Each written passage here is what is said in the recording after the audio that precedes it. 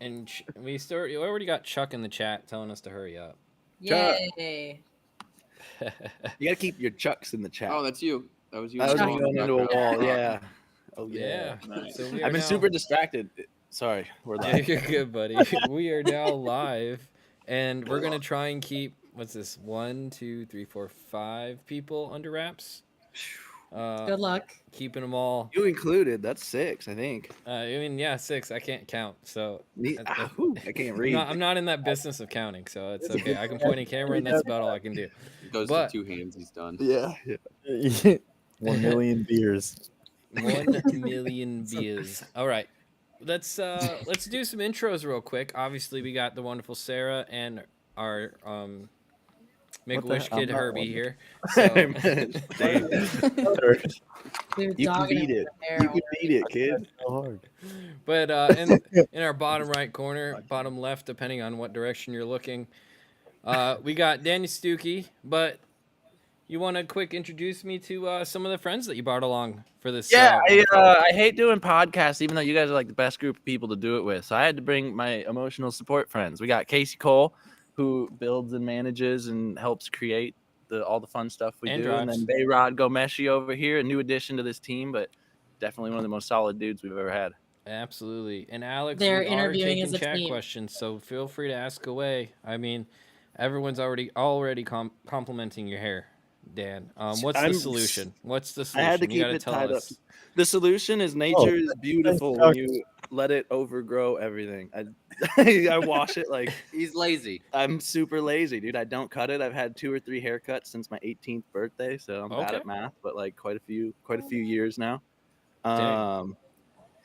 Dude, how do you make it work with the helmet? Oil and a little bit of dog puke, unfortunately, every once in a while. But no, I wash it when it's gross. How do you deal with the helmet though? Oh, that's a different story. I just get a rat nest. I get a rat's nest, and then I brush it out improperly, and I get all these flyaways that just adds volume somehow. I need like the Amanda Sorensen treatment, where I don't know if it's like a chemical forms it into place, and as soon as the helmet comes off, it just like comes back. It's like our carbon Kevlar kits. I need Kevlar in my hair. Well, I need the carbon for the pop. Yeah, I have the Kevlar pretty much. You got the soft stuff. Yeah. Yeah. There's no secret, dude. You just let it grow for a while. It'll start doing whatever it wants. He looks like Chad Kroger from Nickelback when it's cut. So it's a really good do it. I got it cut. Yeah, one of my 3 in the last however many years. I got pictures. I went shoulder length. I was like, I can't go short hair. I'm not a short hair guy. Right. And I went like shoulderish length, and he hit me every day with the look at this photograph. Pissed.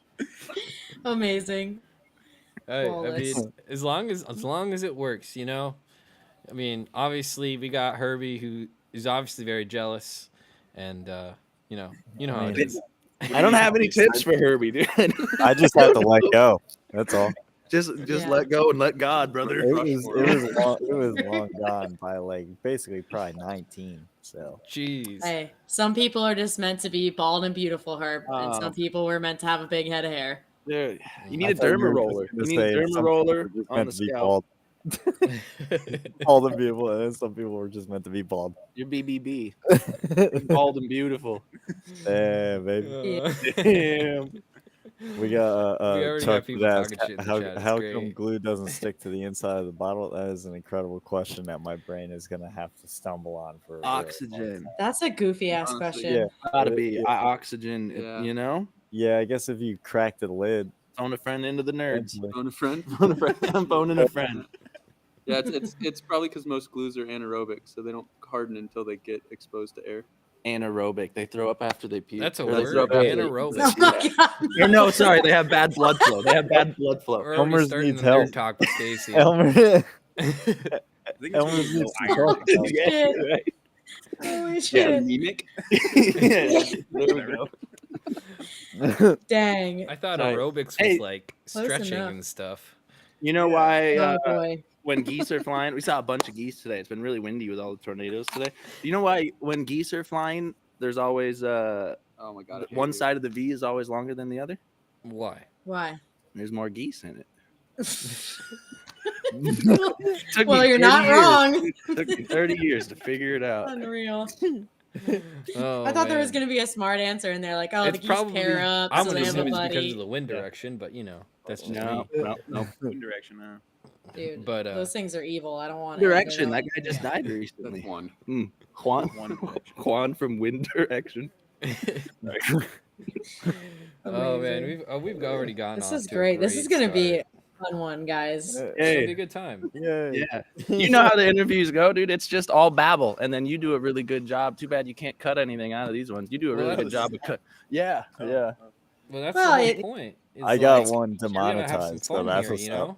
Nice. Nice. Let's just trying to make conversation. And Yeah, it's fun. It's a bunch of homies hanging out. Obviously, you guys are rolling 3 deep down there with a bunch of cars in the background, so like cooler setup than we have. We're surrounded. We're You guys are outnumbered. you're rolling 3 deep. Just Yeah. So I want to Thanks. hear about your whole setup back there because it looks like you're living on some sort of movie set. Like, what's going on here? It feels like it. I feel like we need a TV show here following Kasey Kohl doing some of these builds. But no, so Kasey and I have been business partners forever. We did a lot of stuff in Colorado. Like a decade now. Yeah, coming up on a decade. We had a shop in Colorado and some other really cool partners and people we worked with, but then it's just hard to balance a shop and a race program. So we decided to cut our overhead by a third pretty much, or into a third, moved to Oklahoma. We set up a shop here that we just recently moved out of into this place and stuff, but we just kind of moved in together. It's a family compound. B-Rad even kind of lives here temporarily. Kasey King's up in the corner. Both of our wives are here. And Yeah, he's got his house. I've got my house, and then you can put like 8 more people in the rooms up there. So Yeah. it's like Dude. yeah, it's nice, and you got room for like another 6 or 7 people in your house. It's like a and- smaller LZ compound, but it's like very woodsy and it feels kind of like a camp and a state park. Yeah, I got a loaded. backyard feels like a state park. Yeah. I got a stock pond with some bass and my ducks swim around. And like, dude, Really? the housing markets in states that people don't want to live in for some reason are dope. Yeah. You guys are living the dream out there. Like, who doesn't want a compound with all their friends and For cars real. and shit? That's really Yeah. sick. No, it's a good That's time. sick. So, like, did you guys do some of the work on the property, or like, kind of what was the plan when how was it when you first came? It came surprisingly built out for us. Like Okay, wow. it's changed hands a few times. It was a construction company's place first, and they did a lot of the build out of the place behind in this main shop, and then there's another 3,000 square foot storage shop, and they did that. And then there was a beef jerky and a candy company that came in here, and they ran out of here for a while, and they kind of added some additions and did some yard work.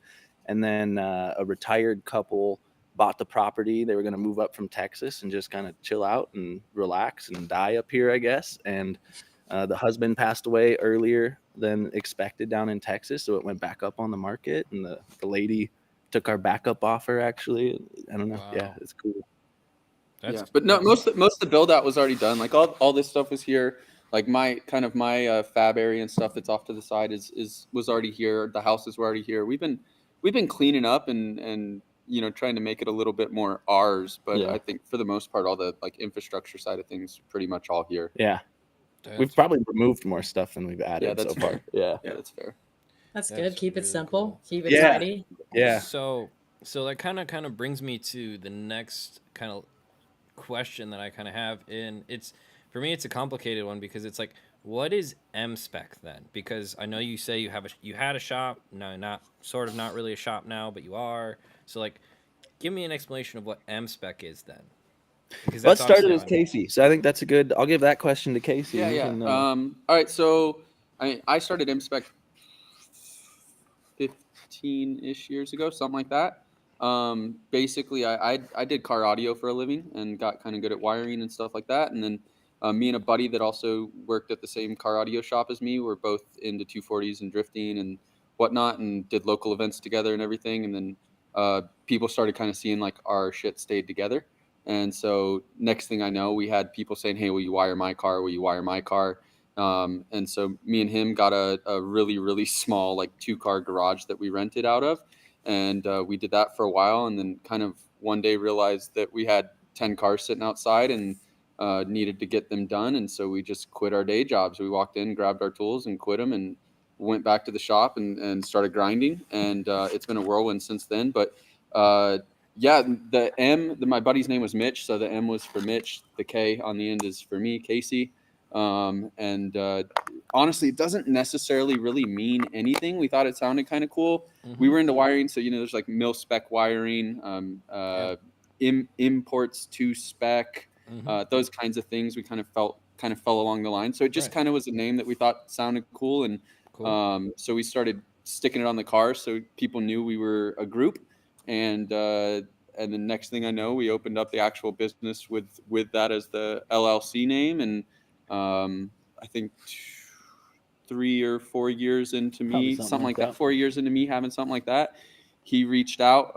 He had a 2JZ Subaru, which he asked me to finish, and ironically, it's still never finished. A decade later, it was bad. But then What's finished even? Yeah, it's a shell now. It's just, it came apart. It was not even. It doesn't exist really. It'll probably be something eventually, but it's not anything right now. Little drift taxi. Yeah, it's in the back shop, just in storage right now. But no, you hit me up and then came out to a drift event, and I put him in my 2J-13, and he ripped a lap in it, came back in, said it was the best thing he'd ever driven in his life, and we've been kind of stuck together ever since. Yeah. That's so sick. So, that's great. So what is M-Spec today then? Us. Yeah. No, we do. So like right now, basically the whole thing with Denver was, it was ridiculously expensive. We had like, at one point we had, I don't know, like 8 employees or something like that. More than that. And we were working out of 11,000 square feet. Yeah. And it was insane. We were managing like 40 car builds at a time. There was always something on the dyno. We had 9 lifts. Stuff was in fab. We had an engine clean room. There literally constant just circulation of cars, and it was stressful. Like I would work from 8 a.m. until midnight, and then do it again, and that was 6-7 days a week. And and really, like, when you try to employ that many people and your whole goal is to have this like quality aspect of it, and you're turning out that many cars, it's inevitable that things aren't always going to go right. And that adds to the stress, and then managing people adds to the stress, and then I don't actually get to work because I'm talking to like 40 different customers every day, so that adds to the stress. And I kind of hit this point where we were talking and we were like, what do you want to do? And he's like, I want to drive. And he's like, what do you want to do? And I was like, really, I want to drive. Build cool cars and drive. And so we said, okay, what are we like, why are we doing this? So we cut the overhead completely, moved to Oklahoma. I still have one customer that I've been working on his stuff. His R34 GTR project that I'm in the middle of. So that's kind of like, I have one customer that I kind of carry at a time, and like once that leaves, honestly, I'm going to take a little break and not do any customer cars, but we'll probably eventually end up building a car for somebody. We built other drift cars for other people in the past and stuff, and but right now it's kind of just us focusing on our driving and the program and where it goes, and then still keeping, this is nice because with customer cars and stuff, we get to keep our vendor accounts open. We still, we'll still sell parts to the local drift scene people and try and give people best deals we can. And so like, that's kind of more like what M-Spec is as a shop. But like, when you think of like, oh, M-Spec's here, it's me and Dan and my wife and B-Rad and Kasey King, and then the group just kind of focusing on our racing programs and us kind of chasing this down more so than it is about working on other people's cars anymore. Interesting. So can I ask you guys a question? Yeah, go ahead. Absolutely. What is M-Spec to you guys? Oh, dang. Okay, we don't get out the box. We don't get out the box. For real, though. From your perspective, you guys have been at FD, you've been filming Dan and Kasey for a while. Like, what is M-Spec to you guys? Well, to me, M-Spec is kind of, it's a lot. For me, it's the wiring side of what Kasey's angle is, what I've kind of heard the most about. Is just obviously because I deal with him from an ECU standpoint, and we talk about that kind of stuff all the time. So it's like from Kasey's like wiring side is kind of like where I've understood a lot of his best skills are at, So that's kind of where I've heard, or at least seen a lot of what I would consider M-Spec expertise in. But again, it was still like that's why I also asked the question, because it is kind of a fluctuation of what you used to do, and now you're kind of a race team kind of thing now. Right. Yeah, it's a really an umbrella of whatever our ADHD's kind of zoned in on, which for the long term has been just a race program, not for anyone or anything specific, but more for, I think it's open to, that we're super open to molding. Like I'd love to see, just with everything you've done almost for fun as a hobby, because he's just a nerd at heart, has like turned our car into like a great tool for anyone who needs to R&D anything. Everything Right. is censored and pressured and heat and everything is monitored and stuff. So I feel like we've like just built this really cool property because it's our hobbies, but then now we've also paid attention to other people, and while we're building things, just to make it to where it could be an avenue for income if we needed it to, or more so so we can be patient and pick projects that we like truly want to be behind or back, you know, stuff like that. The And like, kits Yeah, is a yeah. great example. Yeah, exactly. Our carbon Kevlar body kits, you know, that's something that we decided we wanted to do for us. It was, you know, we want this for us. And once we brought it out, a lot of people decided they also wanted it for them. And so that became something that, you know, we didn't have any intentions of that going to anyone. But now it's in like 8 different countries. Yeah, And yeah, you know, James and, Dean, Forrest Wang, Australia and yeah, Poland and Jacob, Russia yeah. and you know, we got one going to freaking Hungry. Hungary, Yeah, to yeah. you know, to freaking Hungary next week. And like, you know, they're just, it's kind of wild. But it's, you know, when it comes to the cars and stuff, we do everything except for the paint. Yeah, by choice. And yeah. ironically, Nick Yemenez, who runs in ProSpec, actually Was on our team. Yeah. was part of our team, helped out last year. Now that he's doing his own thing in ProSpec, but he comes over and paints the cars. Wow. You know, so like with the exception of the paint, we do the fab, the Yeah. wiring, the, you know, the whole nine Yeah. thing, the whole setup, everything. So you drive the rig, I drive the RV. Like we're a Right. very, very Right. self-contained group. Yeah. Yeah. Well, You guys are really, really living the dream, like truly. Getting to pick the projects that you want to work on, that's like the pinnacle, huh? Yeah. Yeah. It is nice. Yeah. Yeah. It's nice to, I don't know. Yeah. It's cool. I like not having to do anything and, That you don't want to do. yeah, You get to it's work so- on what you want to. such a big part, and it's so hard to communicate, but just like, But it's Yeah. like at FD, you'll come to the pits and you'll see the grass, and everybody's like, "Oh, they're just hanging out, having a good time. They're not busting ass. They're not stressed out. They're not doing."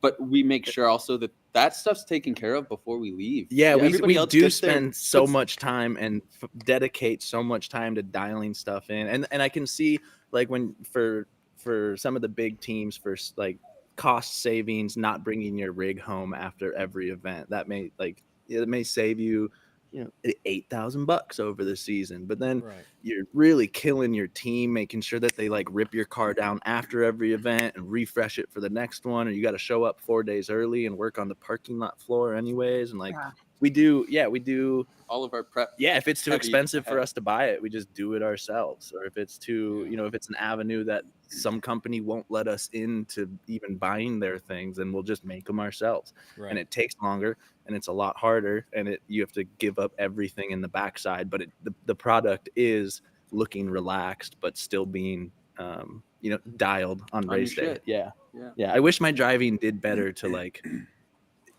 be an example of how hard we work and stuff. Because Drifting's hard, man. You make one Yeah. mistake and you're out. You know, Yeah, you right, can right, do right. 99% perfect. You make one mistake and Right. and the weekend's over. You know, like we like to compare driving to golf, except like Yeah, except if for they real. took you to golf and they put you on the tee at the 7th. And Yeah, they not said, even on the rough on the 8th. And they Like, said, but they said you got to hit the hole on the 9th that you've never swung for, and then they also pick what golf club you have. Yeah. And if you don't land on the green, you go home. right. You know, like yeah, you got 2 swings. You got 2 swings on the, you know, the That's driving it. range, but that's all. You That's it. Like Yeah. put it together right now or go home. So, but no, we try really hard to make it look. I wouldn't say to make it look, but for it to be Yeah. relaxed at FD, because we see so many Yeah. people out there stressed out, pulling Yeah. their hair out, screaming, yelling, running around, and then they still lose. Yeah. yeah. You for know, real. one person gets to go home the winner. Everybody else gets to go home a loser. And so like all these people are stressed out and having a bad time and still lose. And it's like we want to win, obviously, but if there's gonna even like if we're going, we're gonna have a fucking good time. Otherwise, it's right. pointless. Exactly. Of course. That's Yeah. that's a great way to look at it. So where did the inspiration for the pit space come from? Because you have the coolest pit in FD, like hands Dude, down. we've had the same pit since Pro-Am. We actually Really? just got a new It's tent just this year. turf. It's just we kick just out. It letting takes go. 15 minutes, and we kick out some green carpet. But all it does is no. I mean, it is our. We had the same bag boards. We've added the RV in the last 2 years. Like that was a big upgrade to it. But no, it's Kasey it- King. yeah, he's Yeah, walking well. around somewhere. But it's just it presents really well that whole kind of idea that we were saying, where it's just it takes our entire life to do it. So it making our pit feel like our home wasn't even a marketing strategy. It was more of a to make it enjoyable for us. It keeps the ground cooler. Like Yeah. I crash a lot. These guys have to work on the cars a lot. B-Red has to go under to tighten the axle bolts every single practice session. Being able to grab a control arm and just slide under on some nice turf that's not hot and rocks digging into you. Like it was really more of a luxury Yeah. that happened to kind of be Well, this like Atlanta. human. Yeah. Well, yeah, I did notice in Atlanta was where I got the idea. We like just didn't set a pit up in Atlanta. We pulled the cars out. One of our tents was broken and the other hadn't shown up. Yeah, that's what it was. Oh, Yeah, so God. we were like, oh, we don't have anything here. And what happened was we had the only empty space kind of in the FD paddock, and we would notice people naturally gravitate to the empty space. And stand and wait for their friends Because- and text yeah, people to show up Right. there. But and- then we're there hanging out, and while they're there, they're checking the car out, and it's like an organic way to start conversations because you're not like, hey, flashy sales Buy my point. shirt, buy Hey, my flashy shirt. sales point. Not Yeah. that Yeah. other people have to do it. I get that, but like it's nice to not be one of those pits that has to do that. It's And an then to authentic see way, yeah. naturally, yeah, you guys come and you guys set up your computers in the morning to do some work because it's just a nice place to sit and hang out. We were having a bonfire with this old dude Jeff the other day, and he's an old motorcycle rider, motocross guy, and he was talking about how everyone's going to, like, life is just kind of going across these rumbles, right? Or these the whoops. And every once in a while there's like a whoop you can spot and you can like, all right, let me rest for a second. I know I can put my front down and then get back up into it. And like seeing that in Atlanta, I was like, oh shit, there's a hectic world out here. Being a place to just be nice and chill and calm is like such a cool thing. So I just ordered some turf and kicked it out, and it like wasn't that big of a thing to us. Right. We put out the lawn chairs. Yeah, and yeah. A couple of mood lights and some Right, bags. right. Well, we've pretty much always had the bags. Yeah, I always like having backyard parties. We did a lot, especially at the old house here. It's like Oh, the cat, was- right? that was a cat. Damn. Oh no. Well, you're the Anyways, yeah. backyard sports champ, so it's like Yeah, dude. Yeah, I'm from Minnesota. I like backyard hangs. I like bags. I like barbecues. I like string lights and beer and music. And yeah, we spend our life in a parking lot, whether it's a Love's parking lot on the way to an event, whether it's outside the parking lot before FD opens the gates, whether it's the parking lot inside the gates, whether it's the 2 parking lots on the way home. We spend our lives in parking lots, and it just kind of got old. And I was like, I bought this nice house, and I don't get to sit in it or hang out in it that Right. much. So having the RV was kind of like, oh yeah, we live here, like a reminder, home. like, hey, we live Yeah. here, and every team does. Yep. And a lot of like, it may be an Airbnb down the street, it may be an air mattress in the trailer, but like every team lives in Ryan Sage's parking lot of his business, which is like just kind of crazy but cool as hell. I feel that heavy. It was a year of unpacking and packing the same suitcase over and over and over. For real. Suitcase, washing machine, suitcase. Go Yes, out somewhere. yeah, Yeah, exactly. I mean, you have shit in the RV in the drawers. Yes, now. Like, you just yeah. I have don't clothes even in pack for the drawers. events anyway. It feels weird when I'm like, I got my phone, I got my wallet, I got my vapor, my Zims now. I'm trying Zims Oh, again. Yeah, little and then lippy pillow. hit the road. Everything's there. It's a Swiss Army house. Oh my God, that's amazing. That's really cool. I'm glad you guys brought that vibe because I don't know, speaking just for myself, when I noticed it, I was like, oh my God, that's like perfect. That's exactly what we needed. So props to you guys for thinking of it and bringing some cool chill vibes to the FD paddock. Much appreciated. How do we top it next year, though? Yeah, we got some ideas. Kevin said we could have a bonfire everywhere except for Long Beach, and now Irwindale doesn't exist. But So yeah, the Cali rounds. we so- can't have a bonfire, but he said we could literally have a fire pit. That's S'mores, sick. dude. Yeah. We're all going crazy. Yeah. Burn barrels out of ignites. We're just gonna look more and more homeless. That's dope. That's amazing. Do you think you would ever want to get a partner, like as you make the pit space more exciting, or like you said, ignite? Like, Yeah, would no, you want for to partner sure. up with someone about that? See, it's honestly, gotta fit. it's more like no, I don't. There's no. It'd have to be a company that would have to fit, and it's not like no, I want some big company to come in. If there was a cool marketing guy who also kind of jived with what we were doing, and he was like,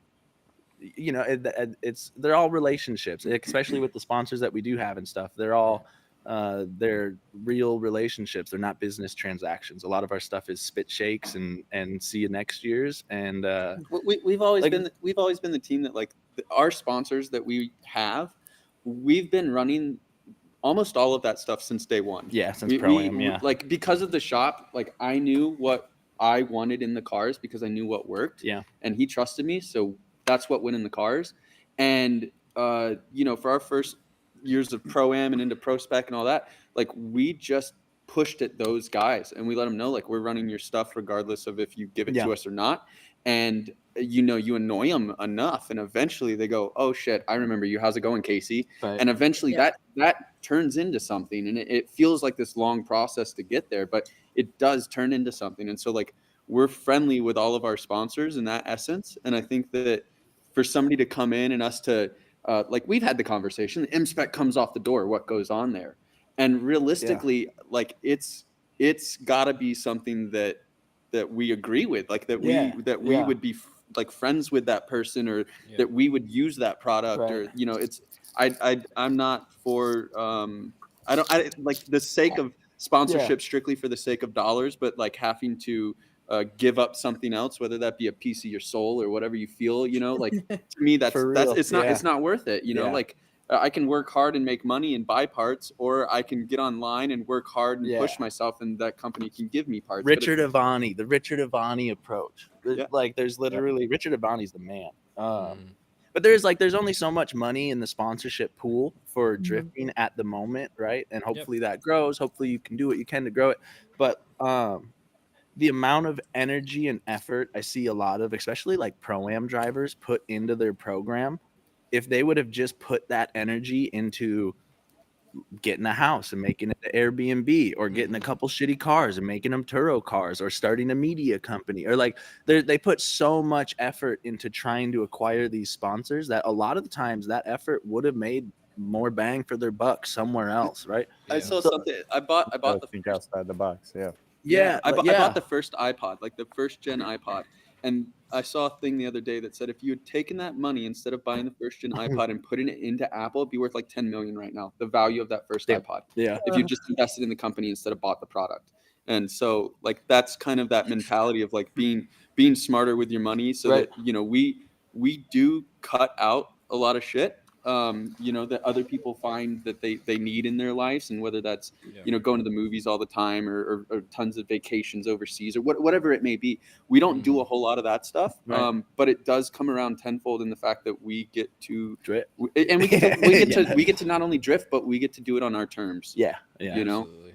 No, that's We're awesome, professional hobbyists. man. That's great. I mean, You know, it is, yeah. That's freaking sweet, man. All right. I'm so soaking all this up like a sponge. I'm loving this vibe, Yeah. guys. we Yeah. got What's up, Nate? We got a lot of, and I just realized you guys are in the wrong positions, but it's all good. We'll go back to this screen. We have a bunch of chat questions, so I kind of wanted to hit What up, some of chat? them while we're running through these.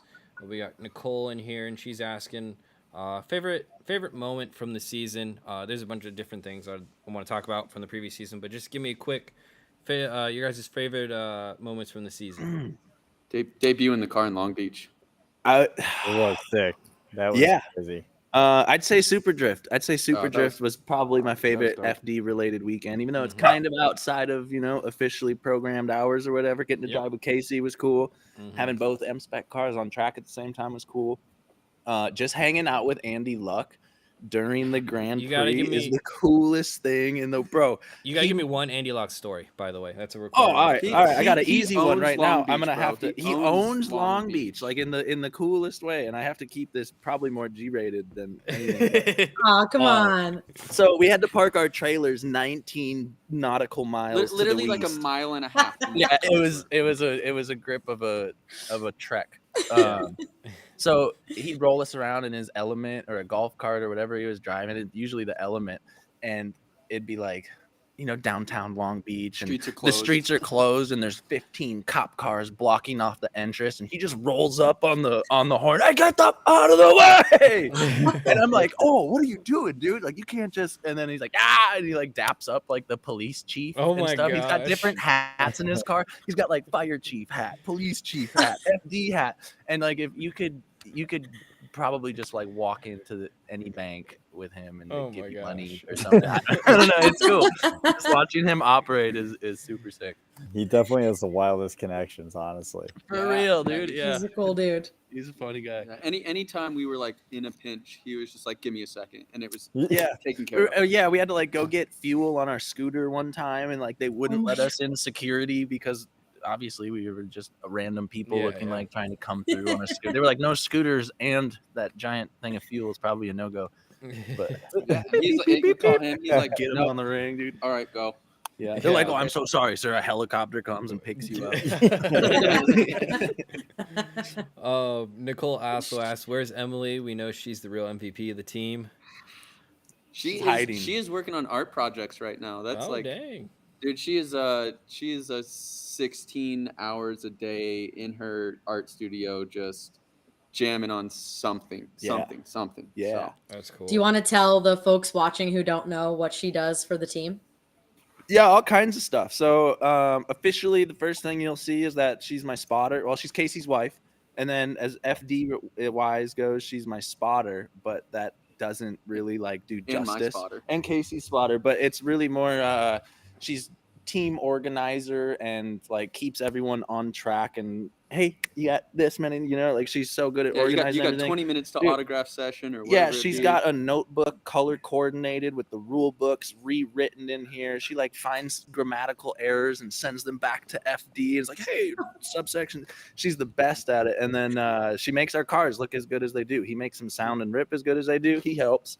And Yeah. she makes them look as good as she do. She does all of our vinyl stuff. Our jerseys, our jerseys, suits, yeah. our hero cards, Yeah. our decks that we send out. Anything that looks cool is because of her. That's so That's great. crazy. Yeah, that's a lot of work. It's awesome being like a family thing. Like everyone plays a role, everyone works together, and it sounds For like real. it's like a ton of weight on that team. So I'm glad you give her a little shout out.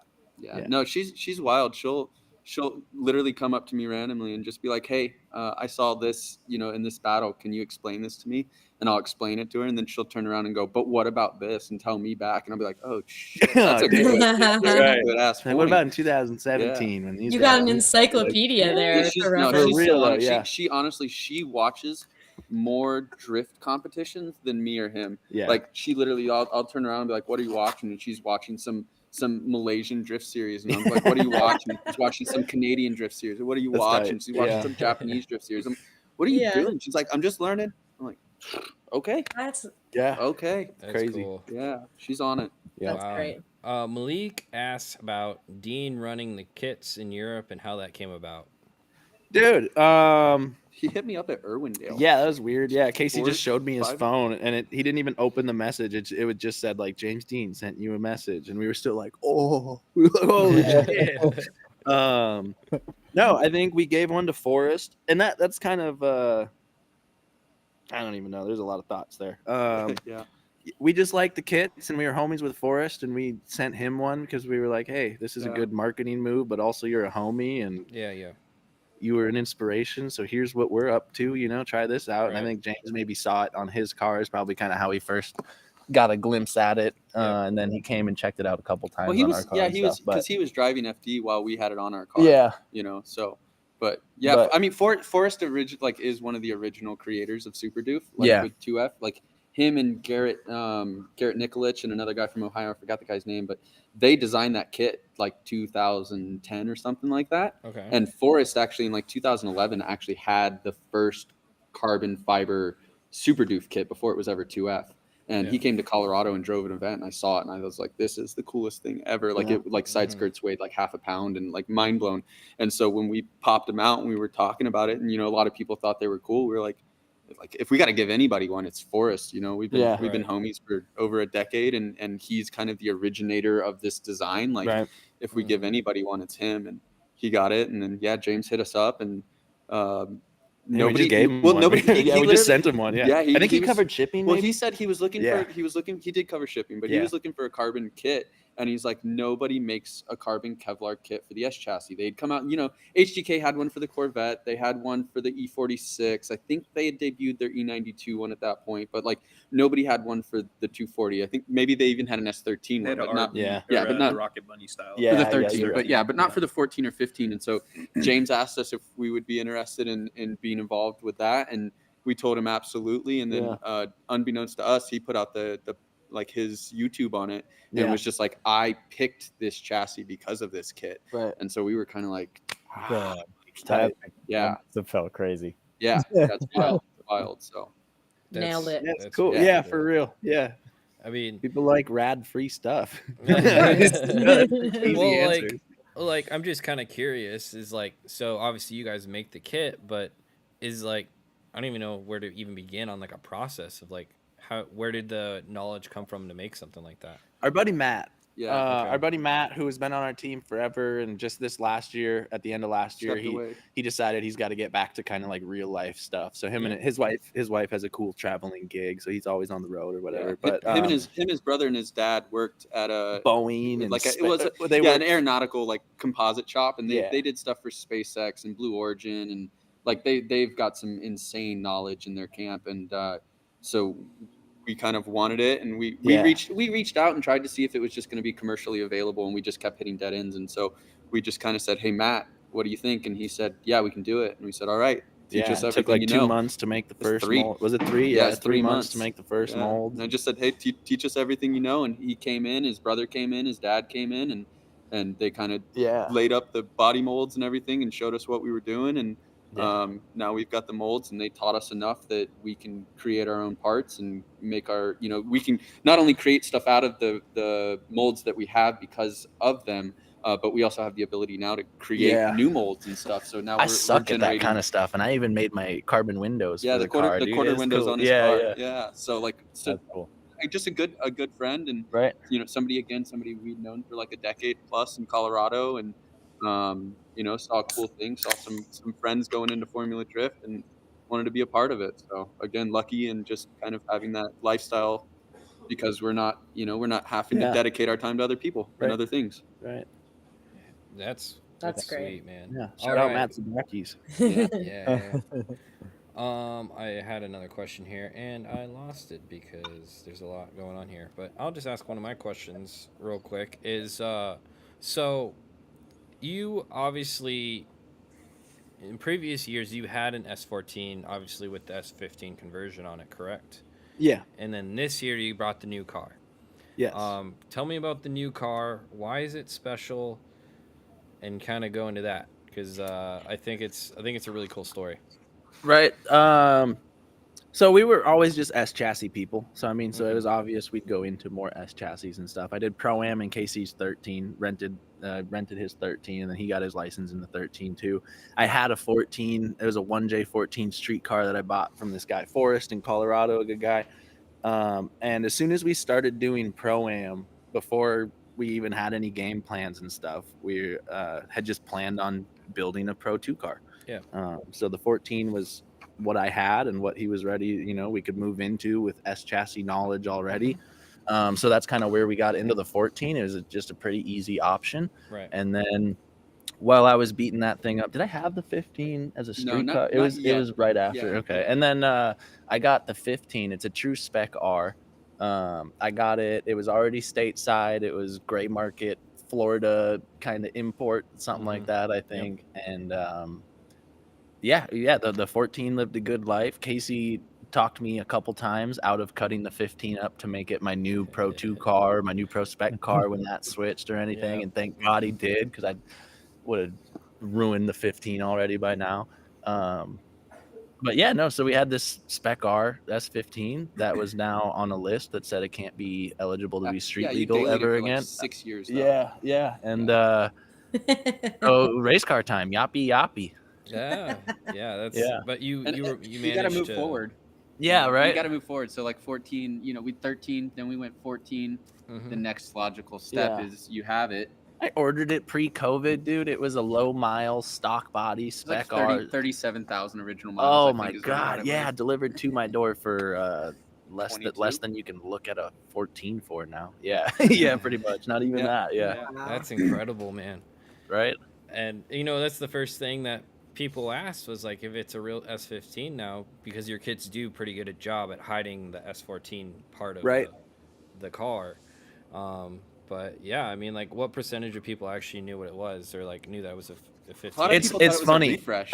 Yeah, a lot of people thought it was just a refresh, and we went Mhm. through a couple different stages where when we first debuted the car, everyone thought it was a 15 because I think like Brody Goebel or Oh, maybe the 14 when we yeah, debuted the yeah. When we 14. debuted the 14, everyone just thought it was a 15 because there was only a handful of the 14.9s, the 15 rear Goebbels conversions. was the only one that existed. Was at it the time. okay? Yeah. In yeah, in our world at least, maybe I don't know. Australia had some or something, but Yeah, A kit that you could buy though. yeah. So when we debuted the 14, everyone was like, "Oh shit, S15," and I would always have to remind people, "No, it's actually a 14. Like, look, this is what we do. We do the conversion panels," and everyone would be like, "Oh, that's cool."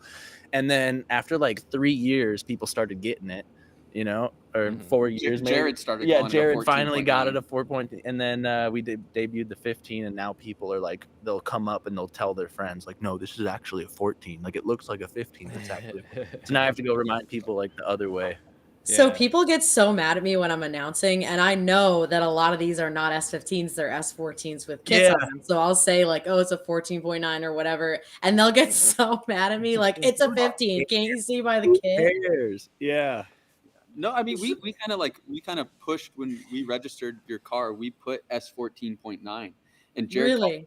Jared called it a 15 for the longest time, and then he finally started saying, "I think it's a 14.9. I think the 5 Whatever is they the front call it. end." Yeah.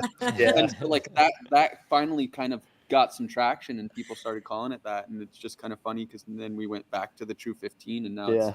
you literally have to tell people, Is no, there no, any no. difference? Quarter windows. Yeah, quarter windows. But driving wise, driving.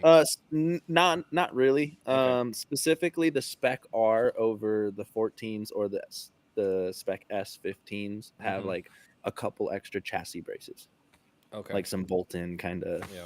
Mhm. Yeah, OEM bracing. Yeah, So I think that's really it. Interesting. Malik asks, "What is your favorite car in the collection?" And as you can kind of see in this background, he's got a couple cars in there.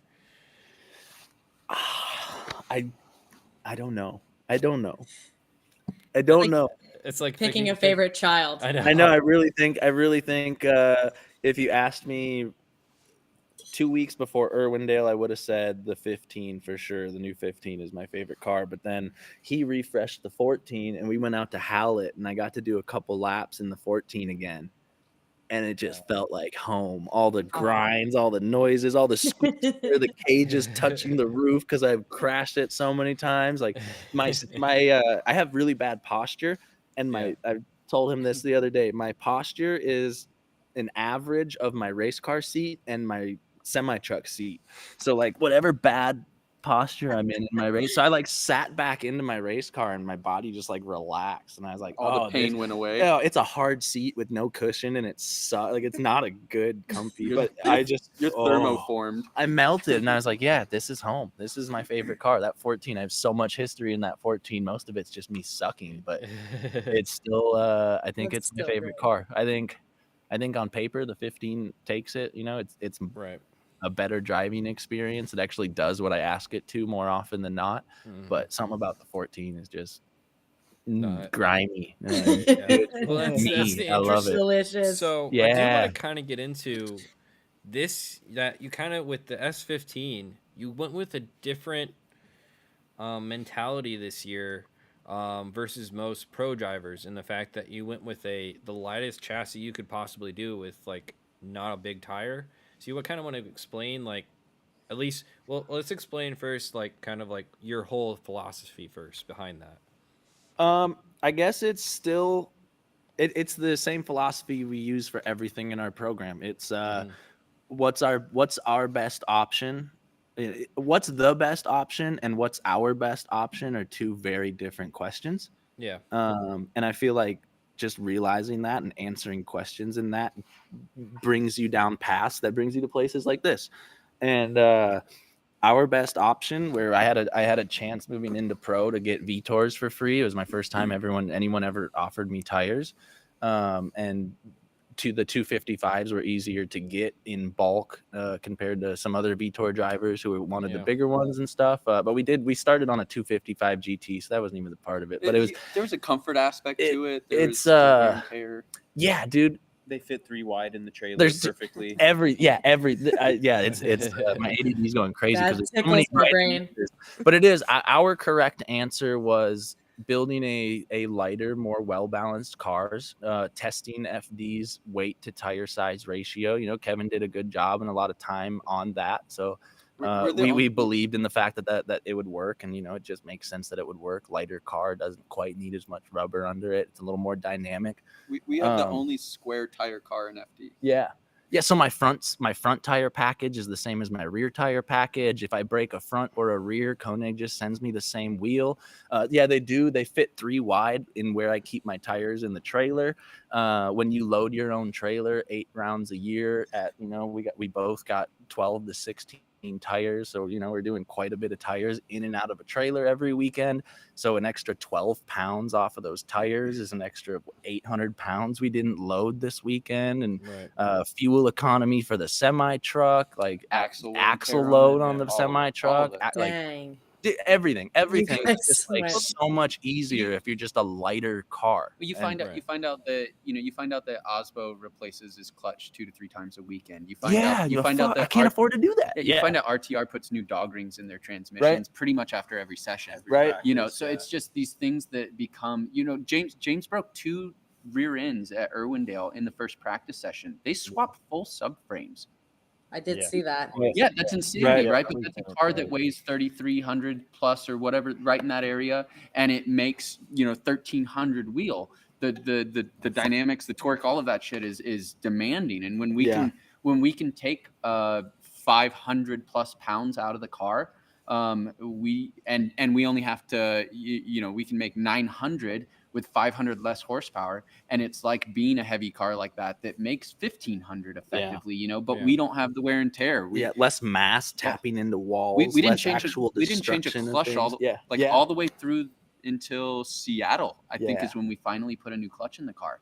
So like just that wear and tear aspect, we've never broken axles and all that kind of stuff, you know, like it's on some wood. Yeah, exactly. And it's just it's a whole nother like aspect to it. That's part of that same thing, like where we are a little bit more relaxed at FTD. That's part of it. The car keeps itself together. Yeah. You know, it's there's a lot of it.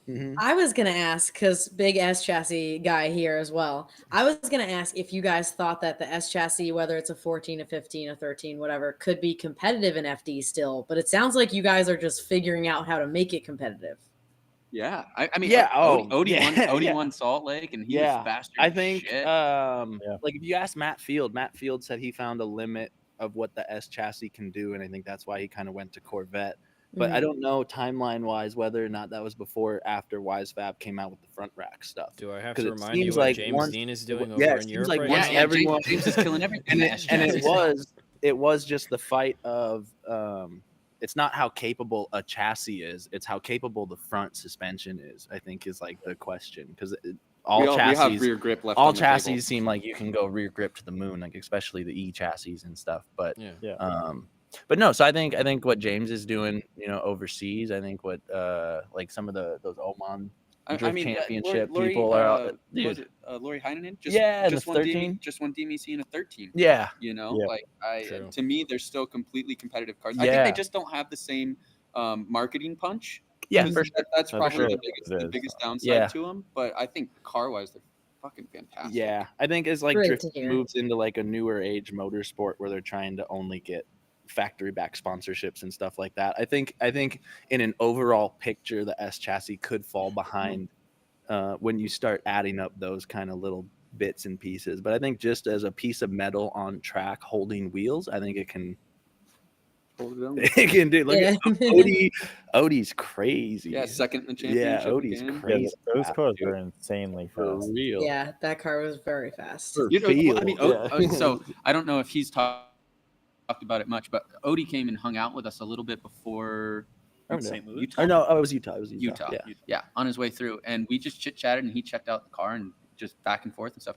And it sounds like he's building a lightweight chassis next year for He's some definitely of interested. the rounds. Yeah. He's he Tight, talked that's he what we were talked talking about it for Jersey and St. Louis for Yeah. the tighter, smaller tracks. He literally said that he was like, I think I He'd might. refresh He's his like, I 13. think I might have to build a lightweight car Yeah. for next year to take to Yeah. a couple of the rounds. And to me, if we're gonna get somebody like Odie to even contemplate doing that, I think we're headed down some sort of the right path. I would Yeah. totally agree with that. Yeah. Yeah, I feel like you guys are always just trying to come up with the next, like almost like FDF style, where they're always just making something new and just testing the limits in a way. That's what, Yeah. like going back to like how you Yeah, said, but like, also cut. locking in things that work. We lock in a lot of things. So Yeah. we never like try to redesign anything or like redesign any aspect. Like I don't know, maybe Yeah, little- just- maybe If it little- works, keep it. Yeah, for real, for Yeah, real. well, I mean, though. little things. We wanted Yeah. to lose weight. We wanted to decide where to lose weight. I pulled. It's a small I articulation. redesigned like our gas tank. I pulled Yeah. 35% out of the Right. gas tank and Right. sent CAD drawings Right. back to Fuel Safe, and they sent us a smaller compact. Still does exactly what we want it to do. Right. Just holds less fuel because we Yeah. never needed it. Yeah. You can still do 4 laps if you really wanted to. Right.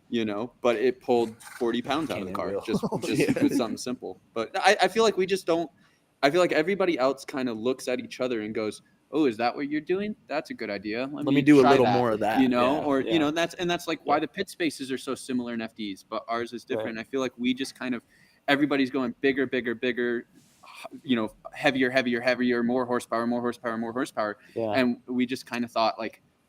All you're trying to achieve is better acceleration, better turning, better Yeah. stopping, right? Like that's what you're trying to achieve. So like, why not do that with a lighter chassis? Why Right. not go the opposite way, get the same results, and have less stress? Right. Less wear and tear, less push on everybody in the team Yeah. involved. Like Yeah. it's just trying to think a little bit outside the box.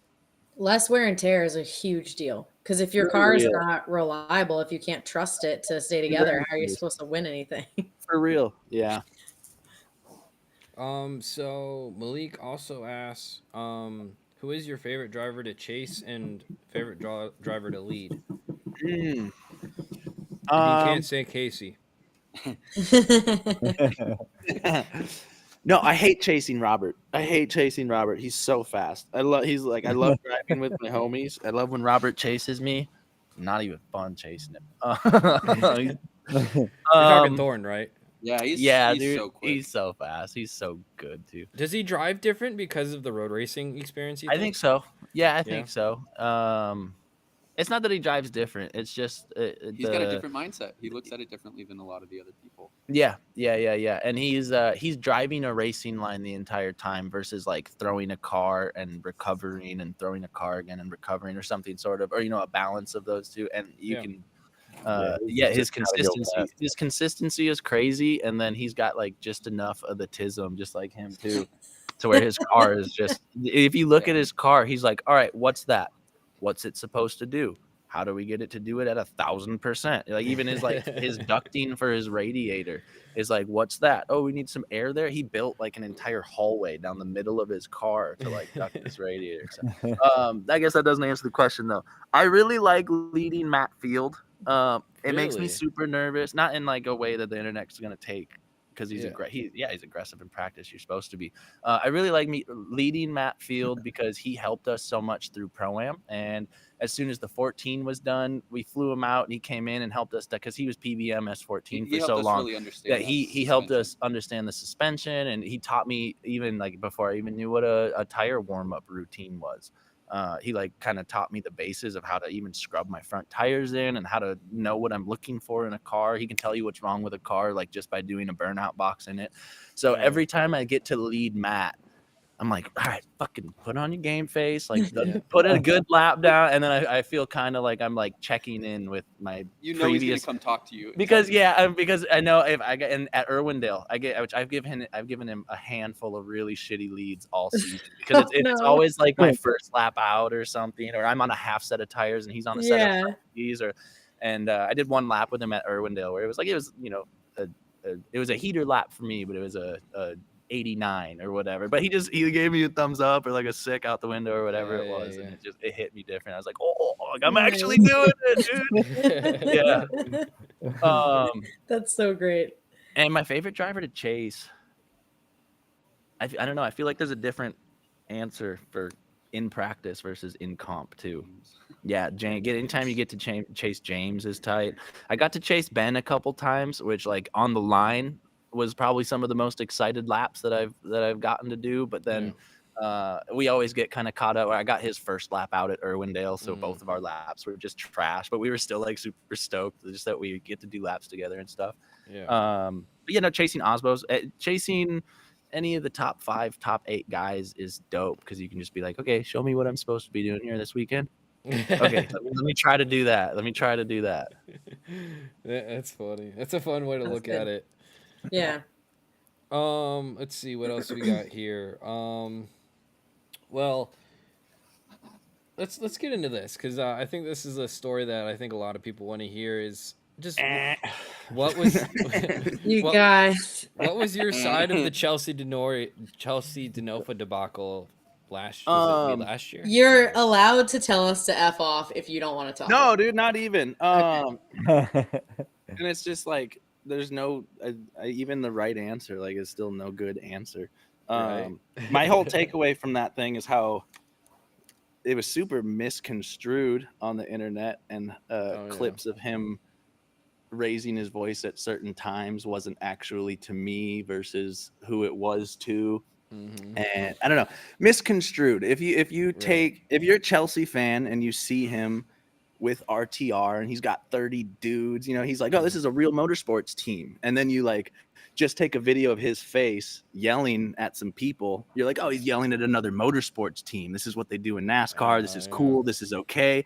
And driver to driver beef, I'm here for it. But there was no yelling in my face. If you look at the beginning of that video, he yelled at Kasey, Emily, Steve, and Matt. So like, people who are here to, and you guys have seen it, here to fucking help people, here to have good times, here to spread positivity. Matt's, like I said, Matt's helping us with carbon kits. Yeah. Steve tunes like 8 of the cars in FD now. He keeps so many pro spec cars. He runs from pit to pit, managing so many different vehicles now, and it just kind of is. You've got on our side of things, we've got a small group of 4 to 5 people that are running 2 cars, and we don't get a day off. We're running pro spec days and pro days. And we show up to top 32 with our shit dialed. We show up, our shit's together, our stuff's pinned. We don't have 50. Right. We don't have 50 people that didn't do their job. Yeah. And the only reason, and like the whole fucking nerds are, rules are rules kind of nerdy thing, isn't even that's not us as a people, like as people. But 2 years ago, Tommy Lemaire, when we were running his program, he got a 0 for the exact same thing. He had 1. I think the rule's dumb too. Like like Nick Novak, when his roof flew off, it happened to me at Irwindale.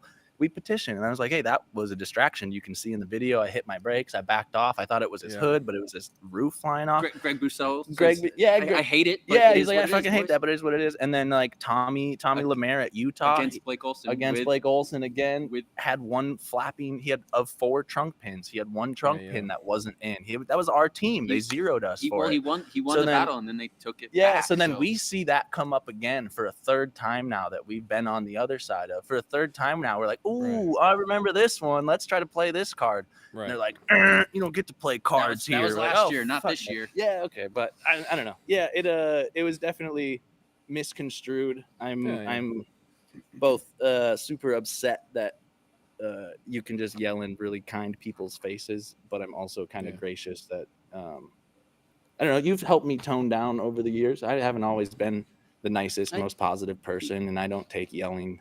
He didn't like quite it. Kindly either, so it could have. I'm glad it didn't escalate. On whatever. Yeah. Gave him a thumbs up and told him, I don't know what you want me to do, dude. Like, go drive Papa Vaughn's car. I don't know what to tell you, man. Like, gosh, the internet misconstruing something. They never do that. Yeah. I mean, it's realistically though, like he's a 50 to 1 on our follower base. Like it is much like it just is what it is. We've got 10,000 followers a piece on Instagram. He's got half a million. Right. So it doesn't matter what we had to say or what we thought or what the reasoning was. There's no defending it. There's no talking about it. There's no nothing. And so we honestly we just let it die. Yeah. Right. Yeah. And I will say though that it's interesting to see like, you know, you read his comments and stuff online just about how like we got to be careful to not devalue drivers, and this sport is very fragile, and you got to help kind of progress the next.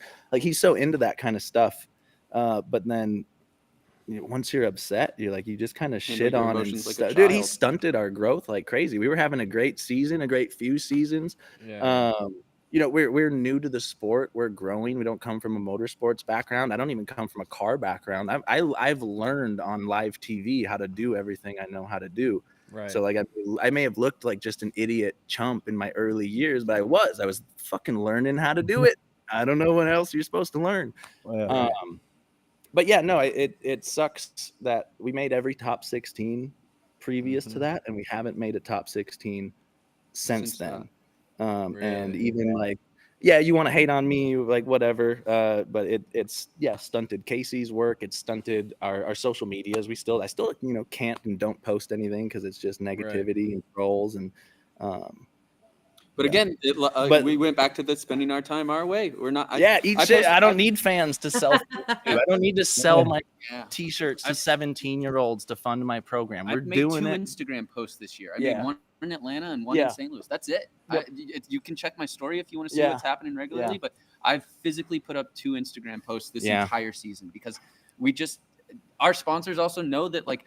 I'm going to tell somebody about this product because I like it, and I'm going to be able to tell you all so they don't give a shit if I'm making crappy Instagram videos or not. There's they definitely don't care. There's definitely still different avenues of marketing, and just kind of like going to trade shows. Remember, trade shows used to have double carpet. If you had double carpet in your booth, you would stand around longer. That's what we're doing with the turf again now. Yep. We kind of got forced back into this old school marketing that I grew up with. Like my dad had a billiard store, and I would go to like all kinds of trade shows and stuff with him, and just kind of see, you know, you got a bowl of candy and you got good carpet. Like what else can you come up with? Well, SEMA is going on right now. Are you guys planning on doing any of the trade shows this year or taking a year off? PRI. We have too much fun in Las Vegas. No. I know. I'd love SEMA. SEMA Fest was super sick last year. My car blew up I decided to drive my car from the SEMA show to SEMA Fest, and it like blew up on like Hollywood Boulevard, one of the main roads down there. But so Kasey got to drive. That was cool, but no, I feel like more and more it's just a party kind of clout show. Yes, so we go to PRI, deals, but nothing at the actual show is really happening. Right. Yeah, PRI is great. Last year was my first year there, and it was really good to get in like a lot smaller knit of a show, and I feel like more stuff got done there. So I condone it. Good job. a little less fluff. Yeah, I think we had 2 of our sponsors at SEMA, but we had like 12 of our sponsors at PRI. Yeah. You know, it's just like, all right, and honestly, SEMA costs more to go do. Yep. Yeah, SEMA is a vacation. Yeah, SEMA's a vacation for sure. No, it's true. So that being said, I was going to ask what your big plans are for next year. More of the same. Well, he's got a working car now, or like still in one piece. Yeah, no, I got 3 more years on this kit and 5 more years on this chassis, so that's all going to stay relatively the same. We just changed up the cooling system a little bit, so like there's some minor changes to just the car being happy. Hopefully B-Rad's coming back again next year, so hopefully the team stays the same. We've been thinking of ways to like, how do we one up, you know, just the pit space or one up what we did last year? But then that's also one of those things where you're like, do we need to one up what we did last year? Or can we just, instead of wasting our time grinding and trying to be better and better, can we just fucking enjoy it for a second? You know, so we might do some of that. You know, to me, it's like what you said, where it's like you'll do like 6 laps of practice, and I'll be like, hey, do you want to get back out there? And you're like, look, I ended it on a good note. That's my muscle memory. Next lap could be a heater. Next lap could be shit. I don't have a clue. So like, let's just, there's no, you know, I can go do 50 laps. But even you, like we get on the sim and it's like you'll get 6 laps in, and then you'll turn on. You have 10 laps where it's on, and then it disappears. And you're like, all right, that was my 10 laps. I understand that. I'm done doing this right now. And I think that's also part of the simplified. The other guys are like, I've got to get my 12. I've got to do my 12 laps. You know, and they're breaking the cars and lights on fire, and we're like, all right, 6 is good. We found it in 6. We're good. Right. You know. That's a good way to go about it, and a good mentality to look at it with. I like that. So nothing huge for next year. I think micro improvements on what we have going, pretty much. Hopefully some carbon. Yeah. Yeah, yeah, that would be nice. Yeah, I'm not in the seating bracket. Well, I guess I wasn't in the seating bracket for Long Beach last year. Jonathan Hurst put me in it. But you're not So, this year. but I'm not going into next year, so I just got to not lose to Hurst again. I'm in it. Yeah. So another aspect that you guys kind of do is you are involved with some drift organizations, and you kind of help put on your own drift stuff. Kind of let me know, kind of explain it to the guys, like what else you do outside of your own program. You actually help put on events and stuff. Yeah, dude. We try to help as many people be as mediocre as we are. No, we just make sure they enjoy it and they don't stress themselves out, and they know that it's still, if you don't Yeah. love this, you might as well quit now. Yeah. So give me a layout on what you guys kind of do though. So it's full basically- lock drift. Me and Robert both moved here from Colorado around the same time, and Mike is the one who was running full lock drift. He ran it with his family. It was kind of like a family ordeal he had going on, and we had gone to a couple of his events. We liked what he did. We even judged a couple. Like I think we'd come in and judge and We just drove kind of down from Colorado where we're Yeah, still living yeah. there. And he kind of came to me and Robert and was like, "Hey, like it's everybody's side gig. Like Right. Robert drifting lives is for the 30 minutes most away part. from Yeah, us, just yeah. to, he's but- right up the street. So he came to me and Robert and he was like, "Hey, I'm probably not gonna do this again next year unless you guys are like down to come on board and like help me out, maybe." Mhm. So we had kind of like a conversation in that realm, and it was more of, well, shit, like we're pretty busy. We don't have a ton of time. We don't have a ton of resources. Like FD kind of takes all of our money and all of our time. But if we don't do anything, then there will be no pro-am in this Right. like area of the country either, Mhm. or fun events, or Oklahoma had like a growing drift scene. If that, even when we moved here, it was I don't know, 13 dudes. Like it was a very, very small group of people. So I was like, yeah, we'll come on board. Me and Robert both came on board and kind of revamped the pro-am. We started doing classes, we started doing fun events, and we started hosting a pro-am. So we did a 4-round, and then this year we did a 3-round. Mhm. But we have a ton of fun events at different tracks, and we recently lost the school because the lot won't rent it to us anymore, basically. But we had a fire training facility that gave us access to the fire hoses, so we would get a bunch of these people in to come learn how to drift, and they could drift all day on the same set of tires. It's Yep. wet, drive home on the same set of tires. It was super nice.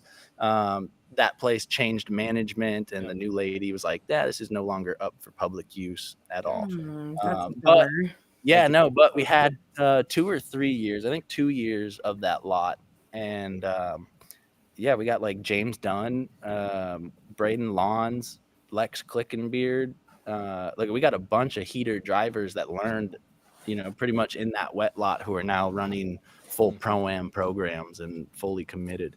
That's really cool. Yeah, it's just we wanted to go drift, so we needed events to go to, Mhm. and people needed pro-ams to, Get better at and stuff. Yeah. dude, yeah, I really like the want total lifestyle we get to live because of it. So I wanted to encourage and help people also find their path, whatever that path is and stuff. So I thought it was a cool avenue to do that, make a couple side bucks, which didn't really happen, but that's all right. And yeah, we have a bunch of shredders in Oklahoma now. We have a bunch of cool events. We got a growing scene, and it's tight. That's cool. So what's kind of what's like your most rewarding thing that you've done, like that's come out of that side of what you do? I don't know. So I guess it's rewarding, but in a weird way. I got like a time warp from some of these people because they're like some of my best friends now. And then when I go to any local event, I see them with stackers and 2 cars or 3 cars even, and sponsors and programs, and We met them and they couldn't drive. and yeah, and then I kind of, it gives me this flashback of like, oh shit, like 9 months ago, these people didn't know how to drive a stick, and then now you're in here like closing your own sponsorship deals and shit, like doing better than I am, and That's yeah, subjective. that's tight. Yeah, that's cool, especially when it's kids. It's kids, and then James Dunn is another old dude. He wants to be the oldest gentleman in FD. Oh, that's And that's I won't even take a highest stab part. at how old he is, but I think he's in his 65. 65. Yeah, he's fucking cool, dude. Yeah, He's he's a a rad really guy. nice Yeah, guy. he bought Josiah Falace's old car Okay. and Yeah. has a couple other crazy cars. And he did a couple weeks in a Z, probably a couple months in a Z, and then bought a pro car and was like, He's if been I'm gonna ripping. learn, he's like, if I'm gonna learn, I'm just gonna learn in the thing I'm gonna be driving. He's the That's nicest cool. guy too. Dude, he is. Yeah, he's cool so as hell. nice. Yeah. So, do you guys have anyone that's gone into actual pro spec yet, or is going to? You think? Close. No, yeah, Braden got second. Was it second or third? So Braden's a 13-year-old we've been mentoring for about a year and a half now, and he qualified first at all 3 rounds of Pro-Am. Yep. Nice. He got knocked out in top 8 in the first one. He got second in the second one, and he got first at the third one, and finished second overall in the series. And Yeah. so they want a petition in, which I think is probably this year seems like it's a little limited. Yeah. But he so will be good, he dude. will be in pro spec, and I give him three when he enters pro spec in the next 3 years he will be a pro spec champ. He's wild, He's dude. ridiculous. Yeah, he's wild. He literally, I ride with him, and they're like, Kasey, do you mind riding, giving him some points or whatever? I ride with him, and he does this shit, and I just look at him and I was like, I don't have shit to tell you. He does I don't so have much anything off to throttle, clutch out, floating, like this kind of weird 350Z driving, but in the pro car. It's He's good. super weird. Yeah. Him and Dan have been doing sim battling. No, we Okay, haven't. they No, we haven't. No, we I don't haven't. want to talk about so it. they'll do like best 3 out of 5 or whatever, Yeah. and they put $5 on it. Dan owes Braden $20 right I was now. gonna say like $45. Yeah. So you're gambling with a teenager. No, No. It's a friendly competition. no, yeah, It's his dad's money. yeah, there we go. Yeah, Okay, fair enough. Yeah. Isn't it crazy though? Like the kids these days. On what we're dude, yeah. getting? I mean, like, yes and no. Like, yes and They no. have Sims and Yeah, coming from snowboarding, it was the same. It was the same thing. Where you're like, it takes you so long to like learn things and get these tricks down, and you're like, oh, sick. I've been snowboarding for 12 years, and I finally landed my first double. And then you like look over, and you're like, oh, a 7-year-old is just triple corking up my face right now. And you're like, oh, damn. You're just like, I think in every sport, I think every style of life, any kid who can dial in ADD to like use it in a positive way and get good at something, like that's just where Yeah. prodigies come from. I mean, is Braden just, eats, well-focused tisms, Yeah, Braden eats, sleeps, breathes drifting. Yeah, they pulled him out of school. He's homeschooled. He just spends all his time Holy cow. like simming and learning. And dude, 13, he hooks the stacker up himself and like parks and unloads the cars and stuff when he's done. Yeah, he's cool. on, like literally we'll hop on 1 o'clock in the morning. He's on the sim. Yeah. We're like, Go to "Jeez, bed. kid." Go to bed. That's he eats, crazy. sleeps, dude. Holy cow. Yeah, I mean, I mean, honestly, the future is gonna be eventually. It's gonna be younger. I mean, as soon as the sport's gonna get bigger, you're gonna see more and more of these kids that have basically come up from out of the womb driving, like Manoa, for example, Right. and they bring a totally different aspect, And for me, Manoa is like a guy that drives completely different than anyone else, just from the way he was brought up and how he drives, So it'll be really interesting to see because there's so many different ways that you can go and deal with a problem or a corner in drifting. Oh, did we lose everyone?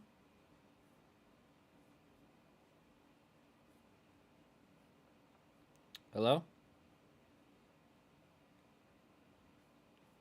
I don't know. We're all sinking.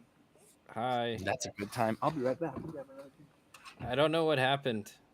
This is so. Are we no longer live? I think we're live, but you all just went by. You went by. We You were went all by. still here. Yeah. Oh, you were?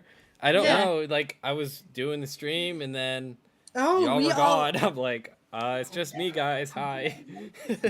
It was all of us that left the stream. I'm literally watching because I have the comments going on down here. Yeah. He's right. It was all of us. Dang. Yeah, I'm just like, it's just me. Hi, guys. That's crazy. We stayed together as a group offline. We Yeah, did. that's crazy. Dude, I think we just teamwork. lost the internet. Yeah, well, it's Alright, more it's you. probably Did my. we invent time travel just I now? think we Yeah. It's live stream stuff. Okay, like nothing ever goes to plan. Okay, listen. I love that's what live I've streaming. learned. I love It's- it because you just kind of, it's just vibes. It That's it. complicates everything. Jesus, take the wheel. Yeah, exactly. Oh man, I got a couple things that I've missed in the chat that I got to take a second to actually go look up and some questions to ask. But all right, we talked about the drift organization, chassis. Is there a chassis that you would like to try or possibly do development into after your S chassis? We've talked about it. That's a big jump because everything we know is S chassis. Right. I think like me and him are kind of on the same page as far as like things that we like. I think the Corvette's also always intriguing. I think Corvette with a 2J be kind of dope. The RCF has always come up, the Lexus RC series. That's something that we've always kind of bounced around. Does that have like IS 300 suspension underneath, or is it different? That's a great question. I'd imagine it's different because it's like 20 years newer. Yeah, I mean, all I know is that PBM. Oh, sorry, but yeah, I don't know why I brought that up. What's a Nissan? Herbie down. What is that? 400Z? Sorry. Oh, the new Z. Would it I don't know. Would it 37? No. What is? It's just 400. the Z. It's just the Z. Just the Z. I thought it was a 400. No, No, I'm just trying to think of what a production Toyota mode. would be, okay, and there's no Toyotas that are. So the new A90 is probably your closest thing. Okay, gotcha. Yeah, you could get into the Yaris and stuff like that, or the Corolla. The I like 8.6, yeah. the Ionic 5 or The Hyundai. Dude. Oh, is it the Yeah, they're kind of like the Isn't that a M line hybrid? things. yeah, Or the am I- ends too. Oh no, I Yeah. think they're all electric too. Well, I think I So don't know. sick. I think they're hybrid. Are they? Yeah, I think that Probably some of the them 2J are then. like Yeah. some of the ends are like turbo, like 2-liter things. Or something. Oh, okay. I know Yeah. they make like equivalent of 800 horsepower Yeah, or they're something nutty. like that, dude. They're wild. Do you see they And a gave street Ferris car. when Ferris went down for World Time Attack Challenge in Australia and Sydney? They gave him one as like a daily Tight. while he was down there, and he was like on the strip, like racing like Evos and GTRs and Cool. just putting a stomping on everything. And Yeah. like Yeah, it people, was they were so impressive. upset. It's so ridiculous. It's just a Hyundai. You see the Kia Carnivals? What the hell is that? Evan? No, I don't know what that is. Kia Carnivals are so sick. He was asking us about chassis we would want to move into. Yeah. Yeah. Yeah, dude. The Kia He's like, I Carnival. understand the assignment. Kia Carnival, the rear seats. That's seat, your final answer? seats swivel. You can put like a poker table in the center. It's got the, 19 the cup middle holders. seats. The middle seats kick out with leg rest, extended. Oh, big 24 Just give me inch 1 screen that second. comes I down. gotta Vacuum. Sounds like a good. I'll pit give you all the vehicle, seconds actually. you want. It's a minivan. It's a Van. fancy ass minivan. Wait, A didn't Lamborghini? Let me pull this fucking. Is thing it- up. That's Yeah, true. you What's the pull that thing luxury up, dude. car brand that's doing like $100,000 minivan? And I was like, this is bullshit. And then I clicked into it and like looked at all the shit going on the Shit. inside. No, these It's Kias kind of are like snazzy. 20K. God, All right. Well, I wanna, Yeah, find a good one, dude. Look up the interior. The interiors. The exterior is all right. How many I mean, it is damn what it is. seats are in this all- thing? Dude, as many as No, you dude. want, man.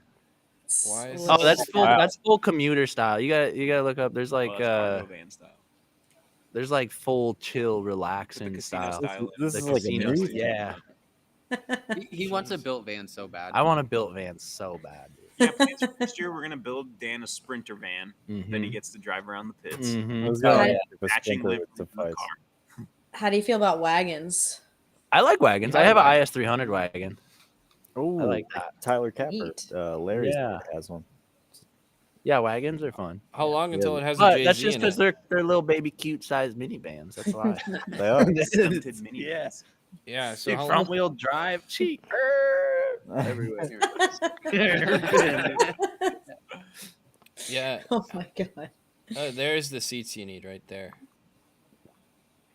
That's what I'm talking about, dude. Is that a carnival or is that just something crazy? I don't. It says the Kia Looks like a party Carnival. bus inside. Looks like a pimp my ride. Oh, dude. Also, the new Sequoias. Ooh. Oh, Yeah, they're pretty sick. Carnival new Sequoias are Lounge. crazy. Yeah. They're tight, dude. Those are tight. I wish I could They look actually mean. like The gunmetal gray one of these would Sequoias go actually hard. like go somewhere if I clicked on it, but it's not. It's retarded. Careful Dang. with those. Careful with But- those links there, Nate. Yeah, I have no We're idea. live, buddy. Yeah. What? Let me see your search Oh, boy. history. The conversation between the pro car from this year and your 25 plans, and then to minivans, is giving me just Don't absolute get me whiplash. started. Don't get me started. His actual official title inside the business is deproductivity manager. Yes. Nice. Yeah. Nice. I think I am also that at my job. It is an important role. It's an important Yeah. role, especially like back in the Denver shop and stuff. Everybody just worked too hard, and then everyone would get grumpy, and they'd be like, well, "I'm fucking working so hard." And Yeah. And you have to Dan come comes in. Dan comes in with a game of bags and a couple beers. Shoo! Well, Are you yeah. I work- fixed it. You're I fixed it. You come in like, what you doing? And I'm like, Yeah. working on the car. You're like, no, you're not. You're not. So We're this gonna is what take you're talking about, Can-Am Dan? out. Yeah. It's got the full bed in the back. Is that kind of what you're looking for? Damn. Okay. Look at that TV. Like, can you imagine just swinging That's- it around? Fancy. Yeah. I don't know if I could watch the TV while being slung around. Yeah, it's too rich for my blood. I get a little motion sick. It's bananas. Can't read the subtitles. Always muted. Yeah, I know it's muted. Not Dan is. No? Is Dan muted? Why is Dan muted? Dan, why are you muted? Your mic isn't working. It's not on. It was making colors earlier. There it is. Oh, I didn't realize that was his mic. Yeah, it makes I cool thought it was colors. something connected to his chair. It's still not working though. Fun. This is why being live is great. I know. I don't think Yeah. it's on my end. But maybe. I feel like we can still hear his echo a little bit, but definitely not what he's talking about. Say all your bad stuff now. Talk your shit now. Because we can't hear you. Read his lips. Read it. Well, I need let me glasses. I can't if see we can anything. Figure out. What? Watch, it'll be something similar to how it was last time. Oh no, the curse. Last time I was at the beginning though. At least now we've made it like what? We An made hour it a 20. majority of the way. An hour 20, like on some chill shit. Oh, he can't hear us either? Oh, he can. Okay.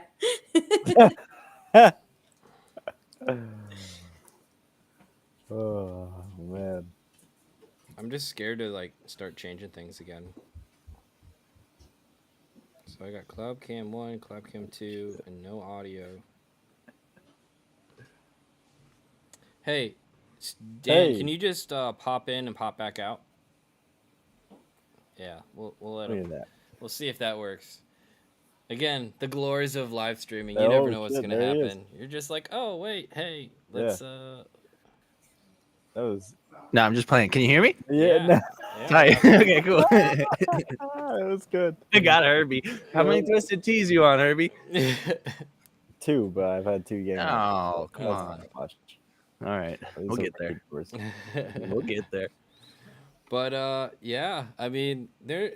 I was gonna ask, how long is it gonna take until that wagon you have gets a 2J in it? It has one. Crazy Oh. thing. They come with them. Yeah. Turboed. Yeah, I know. No, I don't know, You had dude. an IS big turbo. I did. I had a big turbo GTE swapped IS. yeah. It was a cool street car, but it's It made Dude. too much and it broke all the time. yeah, my wagon, besides having a dead battery right now, my wagon starts every time I want it to run. And it goes everywhere I want it to go. And having True. an auto is kind of nice because I eat so much food and I'm just all over the place when I'm driving. Yep. No, it's all good, man. All right, so we got a couple more. He's like, Good, All right, talk. fuck you. good segue. Anyways, yeah. Anyway, you should do that. On to the Do news. yourself.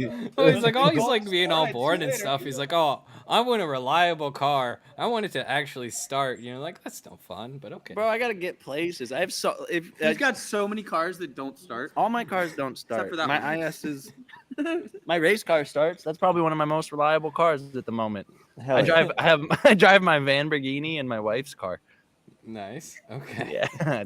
I got a Chevy 3500 Express van. 6.0, Straight baby. oh yeah, straight free candy on the side. Oh, I had a bumper sticker, but it'd say No, it said Oh, it said no baby on board. I Oh only my do gosh. anal. Wow. But I'm it was so glad funny I came back. because I would always drive the semi truck, and then I would be driving the minivan. yeah, Kasey with and Matt And would so be driving. he's like laughing his ass off because all these people are driving by and this bumper sticker says no babies on Yeah, we're board. rolling into a Love's. We're rolling And they're into a looking at us Love's, and all the they're truckers looking at are us like there's something wrong with these two. It also has a big hazard, Hazmat. a hazmat plaque on it. Yeah, radiological. What? It moved around radioactive material at some point. I don't know. Don't worry about it. It's riveted to the van. It's riveted. It's riveting. That's funny. So what is do you guys actually have like an off season, or is it No. always driving for you guys down there?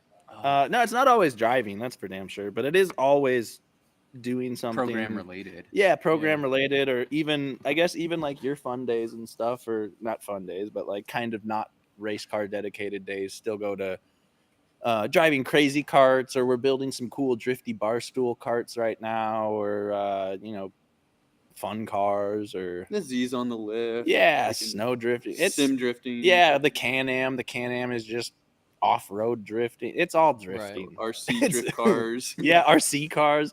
Yeah, he fixed our RC boats yesterday. They're broken again. Yeah. We got RC helicopters. Yeah, we got RC heli. No, dude. There's an off season. I guess we just get to play with our toys, but that's what It's the on s- season it's is the too. same, we Oh, just did you don't see me go to hit the wall FD. in the background again? I love that.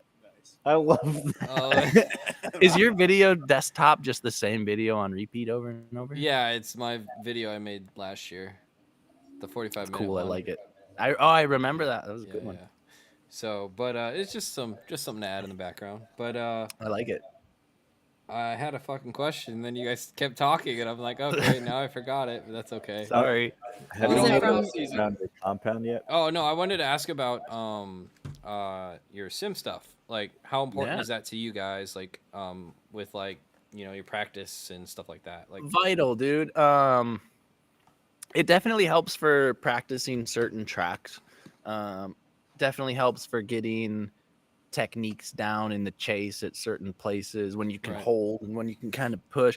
I think it's more just like a boxer having a warm-up guy. I think just keeping in repetition of anything is more important than I've had events where I've done 1,000 laps like at Orlando before I've gone to Orlando, and then I still sucked at Orlando. I did as good as I was going to do anyways at Orlando. right. But I do notice a difference for sure when I'll go like one event and then not drive for 3 weeks and then come back at that third event. I'll have to shake some cobwebs off, or I'll forget how capable my car actually is. Mhm. But when you add a little bit of sim in between there, it just keeps you warm. Yeah, we do a Yeah. good bit of like driving breakdown on the sim. Yeah, like, me yeah. and him. We have two Okay. identical sims, and so like sometimes he'll just drive and I'll sit behind him and I'll ask him, hey, why'd you do that? Like Yeah. what are you trying to achieve there? And Right. he'll do the same thing for me, and I'll take things from his driving style and he'll take things from my driving style, and we'll kind of find out, hey man, we can actually go faster around this track if I use Yeah. this part of yours and you use this part of mine, and we cut the corner this way, so I think as a driving tool, it's incredible. I mean, when my go-to thing is I broke my shoulder 5 years ago, like bad, and I have plates and screws and all kinds of stuff in there, and I physically couldn't drive a car. Like I didn't have enough strength to drive a car after the surgery. And so we had a sim, and I would hop on it, and every day I'd just turn it up just a tiny bit on the force feedback. And after 8 months, I hadn't driven a car. It's set for the sim, and we hopped in the semi and drove to Vegas on a whim, and I swept the entire shootout after not touching a car for 8 months. And it was literally just sim time. It was a double elimination, and I'm the only person that didn't get a single elim the whole weekend. And so I'm a massive like proponent of the sim. I think Braden, I don't think Braden would be a third of the driver he is if he didn't have the seat time he has. I think it gives you the confidence to know that you have those muscle memories kind of intact. And you can also build bad habits, so you have to set things up correctly, and it's only as good as you allow it to be. But I'm a massive proponent for the sim. I think if you're gonna even consider driving professionally, you should have a sim. Yeah, for sure. I feel like the bad things you do develop are only stemmed from the fact that if you do just drive alone, or if you only find yourself driving with another, like one other person that you're like buddies For with. sure. Oh, I think For it's sure, I think could a lot see of that, setup, and though. and Setup. and yeah, a lot of setup in people Yeah. who do like auto clutch or auto blip or You see like- guys like just touch the Yeah. clutch, Or just third clutch- person view. yeah, we do. I do have to go in and I Yeah, do have to hood set view, some yeah. yeah. Oh yeah, for real. Roof If you're doing view, roof yeah. cam and stuff, yeah, get out of here. I hate If you can't afford a triple monitor setup and you're gaming on a shitty little small TV with Neck FX, then go ahead and do your roof cam view. But don't. I hate when people do roof cam listen, view man, and then I post the still shit sit- online. Like they're I like, sit 8 feet away from my 27-inch. I am sitting with the wheel on with you Neck stick to your FX. roof cam, Herbie. You And- see, you go for it, dude. You do it. I You don't do you, no baby. roof cam. I No, don't do you it. still. Oh, okay. That's All all No, right. I sit inside. I have the wheel, so that way it's the shitty Logitech too. And they're all gone. I don't know what causes it, guys. I mean, at least it doesn't shut the stream down, but it just kicks everyone else off, which literally makes no sense. But oh, I love it because now it's switched you guys around too. So now you guys are in different spots, so that's cool. Yeah, dude. That is cool. So now that we have different. Where did, I think Kasey got logged off. I think he got disconnected. We saw him Yeah. get up and walk out. Oh, Yeah. Casey's disconnected. He can't. Sorry, guys. Casey's Wi-Fi. He forgot to pay the bill. I'll just have to change. I gotta quick change the Bluetooth names. connection. That's Amazing. Like it still says Turd Ferguson Yellow- on there. Thanks, Sean, for the yellow cans. There, you said he didn't want them, so Oh, I said Yingling, but then I was like, wait, we have cold ones in the fridge. So, do we have any more questions for them, or do we want to? I have plenty of questions I could Have ask all you, day, but um, I Yeah, we think, didn't even get through your list. We only did like 2 or 3 on your list, I huh? know, but We don't need to get through the whole list. It's Where's just Malik? Malik, we need you back. Start Wait. slinging off some questions. Have you dude. made a track around your like mini compound yet? Oh yeah, Yeah. dude. We got a couple different layouts. We haven't ripped the Yeah, pro I wish cars or you anything did. yet. I did a little Like, bit. don't be down. Oh, on yeah? social Yeah, I media. ripped, Oh, I okay, ripped yeah, down the you're right. driveway and S and ripped around and stuff in the pro car. So we have like 3 different skid pads that are all linked together in different ways. So we Yeah, got when a you skid- did your drive-by, that shit was dude. So it's like a skid It's- pad in between me and Casey's house, and then a big S driveway to a skid pad in front of the shop, and then a long push that Y's around this metal fence into like some backyard, into another skid pad, but then also some small backyard like walking path, go-kart path kind That's of sick. things. And yeah, it's tight. We've been doing some crazy karting. I did a couple donuts in the pro car and the skid pad. We haven't like linked it yet with tandem. I wanted to judge the neighbors first. We're in a super old kind of. We're Toby Keith's neighbors. We're right down the street from Toby Keith, dude. So That's there's a wild. bunch of just good old grandmas and good old grandpas and stuff surrounding us. So I was easing my way into there, not being too loud too often. I mean, like you do have an accompanying pit space. This basically could be like your intro to like, yo, you guys want to like, Yeah, for real. Yeah, you guys want to start learn? party? Yeah. You want to watch a little Mm-hmm. like what a little younger generation of good old boys do? Yeah, for real.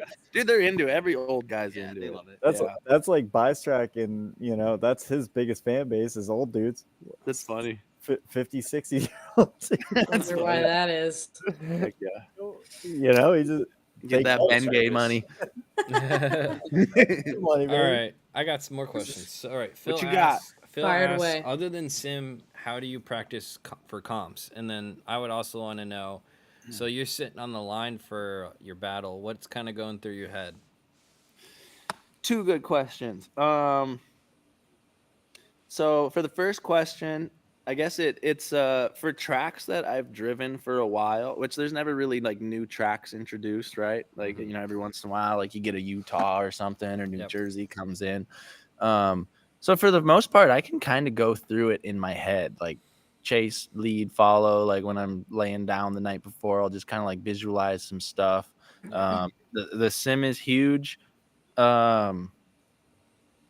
I don't know, driving street cars that are similar to your pro car, like anything you can do to even golfing to a point is like good practice. Anything is good practice as long as you take the time to like sit there and make connections into your head of like, oh yeah, different golf clubs are like different gears and like gear ratios, and like there are set arcs that you can hit with a certain gear ratio, you know.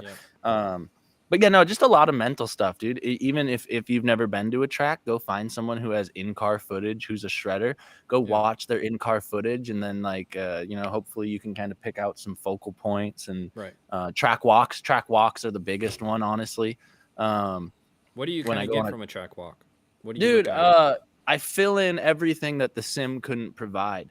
So I did it on a bike, like on my bicycle for a lot of rounds this year, and then I kind of just went back to walking. And I don't look at anything in particular, maybe a couple things in particular, but I just kind of walk it just blank minded and just get Seattle.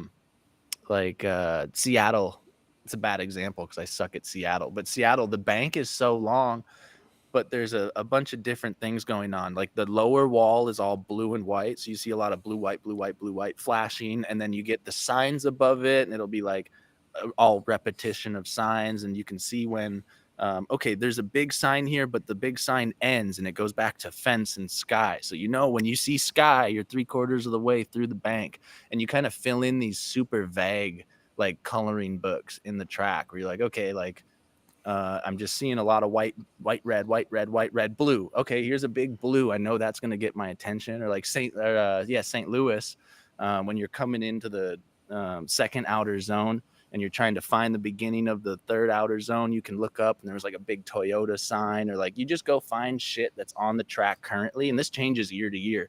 You go find big colorful flagpoles or big buildings in the background, or a mountain peak at Utah.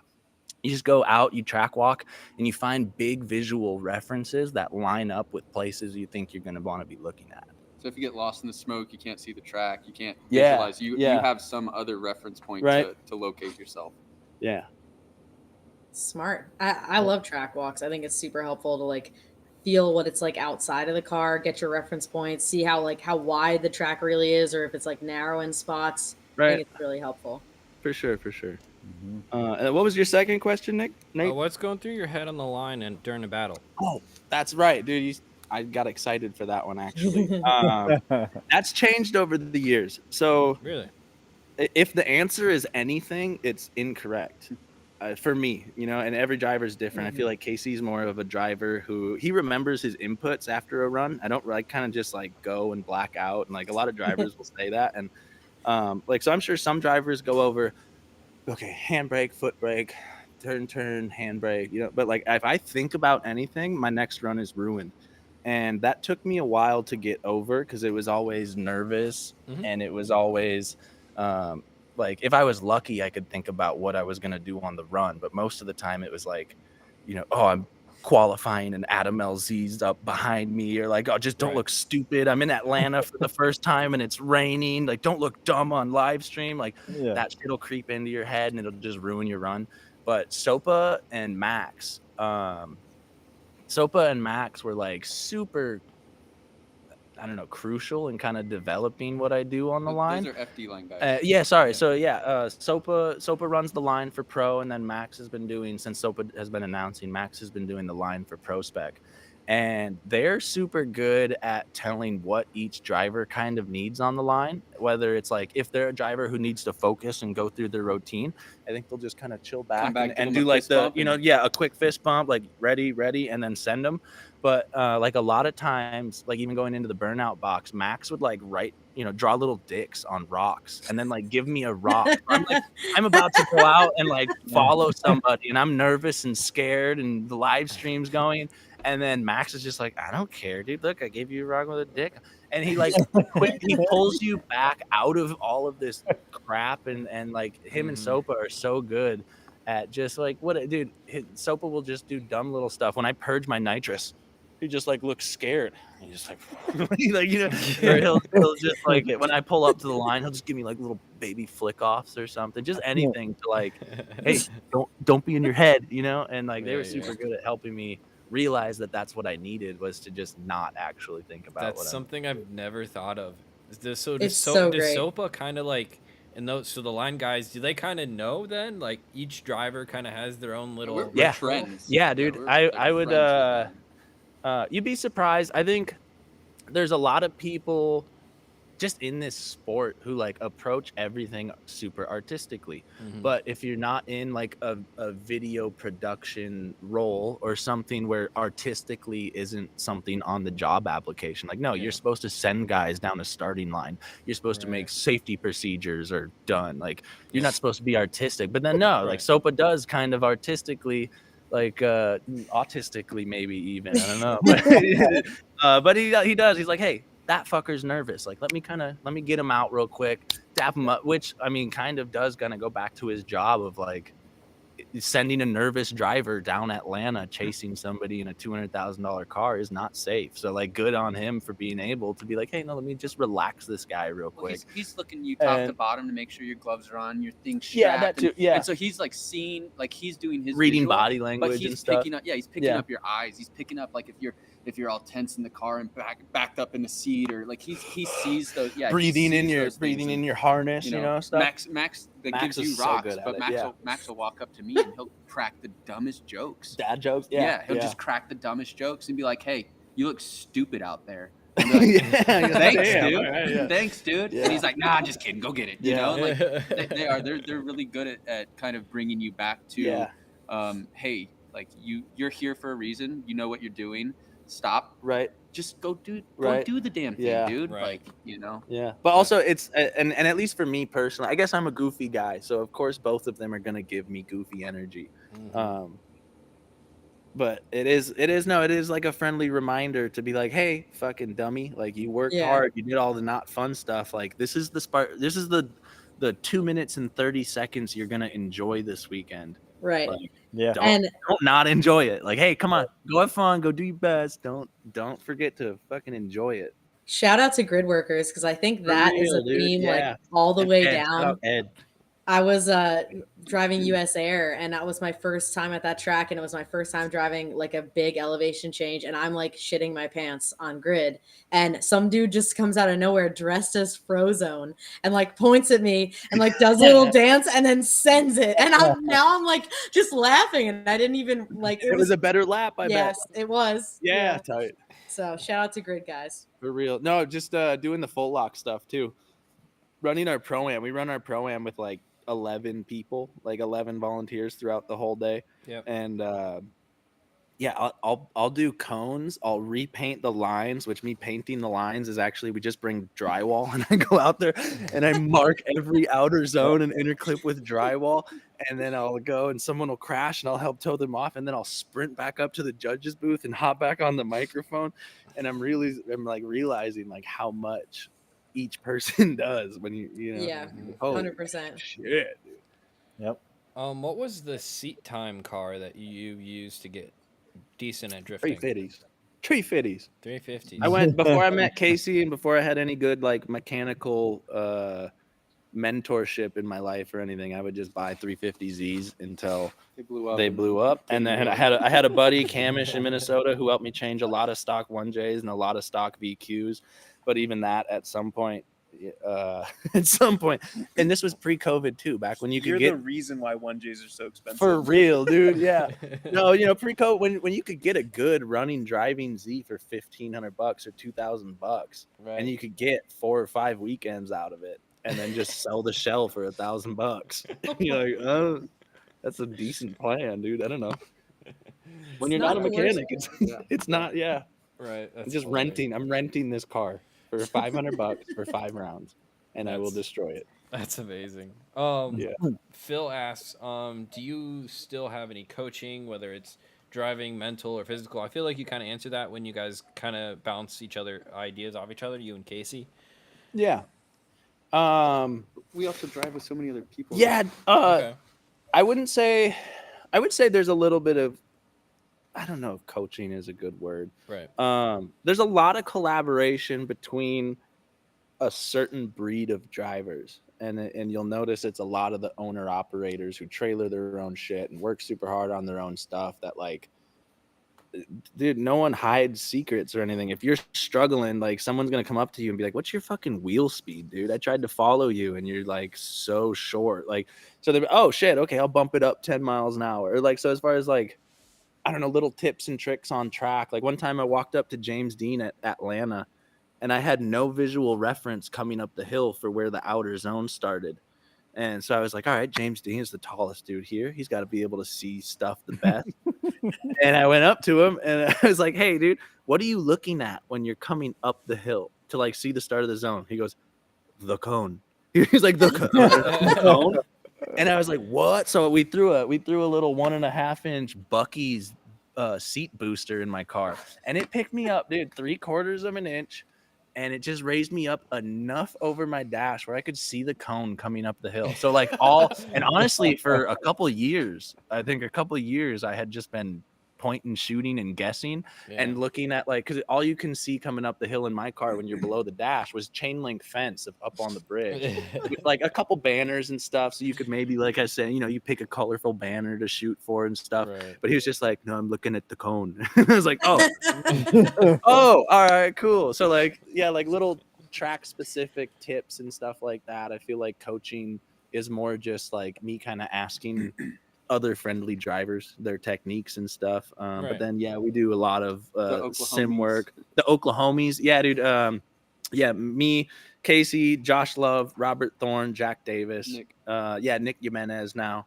We're all from Oklahoma. We're all FD guys. So and I feel like most of our help and tips and collaboration is off track and more in Robert's literally like my phone was going off. Robert's literally at his shop right now 3D printing a mold for a fan shroud so we can lay it up in carbon later. Like, so it's like there's a lot of that going back. We're building our go-karts. We're over at Robert's shop like 2 days he's letting us use all his lathes. We're using his lathe and his freaking his vertical and horizontal lathes and turning out go-kart wheels and stuff. And and he's over there like, yep, you flip this one, that runs this. All right, you guys have fun. And then he walks away, and you're like, all right, cool. Yeah, thanks, dude.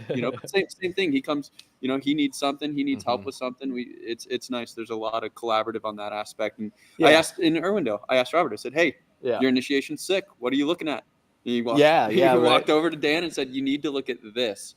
And then you changed it, and all of a sudden we were up on the high line. 50 feet too early of where I should be initiating, and I kept falling down the bank all weekend. And then he's like, "No, dummy! Like, look here." Oh yeah, That's one of my favorite parts of drifting. That like it has this collaboration that people will talk and share stuff and try to be better. And like someone breaks a part, you're taking it off your spare car, or giving them your spare so you can compete with them. Like that is the true spirit of drifting, and I love that so much. Yeah, it's tight. We're all a bunch of schmucks trying to make it. I love that. Yeah. Just by make it means make it to the end of the season so we can kill ourselves again. Not make it financially, not make it successfully on some social media metric. Just literally, hey, you're going to survive, right? You're going to be alive at the end of this year. Derek Madison, you can just pick your car up in Arizona and bring it home. My God. Like whatever it is. But yeah, lucky. Derek's lucky I didn't have turf at Long Beach. We wouldn't have room for his car. Well, we had an extra, so I have a 3-car stacker, and this just is another one of those things where you just like get more efficient and more efficient. That we have this 3-car stacker that we run our 2-car program out of. And we've condensed and compiled and organized and so much over the years that a free car spot has opened up in the trailer. Like literally, we went from filling this thing from the floor to the roof. Every square inch was filled to now, like when we load up for events, like most of the stuff lives in the trailer. But when we load up for the events, it's like 15 minutes of like, all right, this can go, I guess. I don't even know where I was going with that. Just that we had space for Derek. Oh yeah. So we got this space over just condensing and shit. And I was thinking of things. I was like, do we put a cool like show car? Do I bring the Porsche with and park the Porsche in the pits? Like what do we do? And then we just rolled around with an empty spot for like 3 events. And Derek's truck and trailer broke down. So I luckily had that open space. It felt so weird going to a drift event with a full open car slot, like my full floor, the bottom slot too. And it's just like, there you go. Drivers helping drivers. Yeah, I was like, wow, we can fit turf in here, whatever. Yeah. That's great. So Phil wants to know what your advice is for someone starting competitive drifting. Depends on your area. It's Same. find a local organization, start volunteering. You don't even have to know what questions to ask. You have to show up and like just Have a good submerge. mood. Yeah. Show up with a positive attitude and submerge yourself.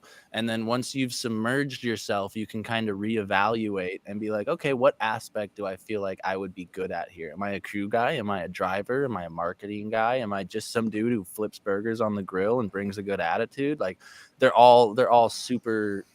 Every avenue is a potential avenue that you can go down. So just go to a local thing, submerge yourself, volunteer. There is a pro am or a pro 2 team in your area, no matter where you're at in the country. Offer to come over to the shop and help, and I'll buy McDonald's. Just let me come sit around while you guys wrench. Anything. Get your foot in the door and then reevaluate what you want to do. And if it's a driver, then you go sim. Then you go sim and you go seat time car and you go messaging drivers and asking drivers anytime you have a thing. If you want to be a crew guy or a builder, then you go that route and you go to an event. You figure out, even that guy didn't win. He's not the best driver, but I can tell, he had the craziest car this weekend. I'm going to go talk to him about how he built his car, who built his car, what shop built his car. Oh, you didn't even build it? Okay, I'm going to go bring lunch to these guys at this shop over here who did build it. And you just anything, dude. There's no wrong answer. There may be slower answers and faster answers, but there's no wrong answer. You just show up, do it. You just do Networking, it. Nike, Be yourself. making those connections. Yeah, For real. I totally agree. Yeah. But you don't even know if you're just getting started.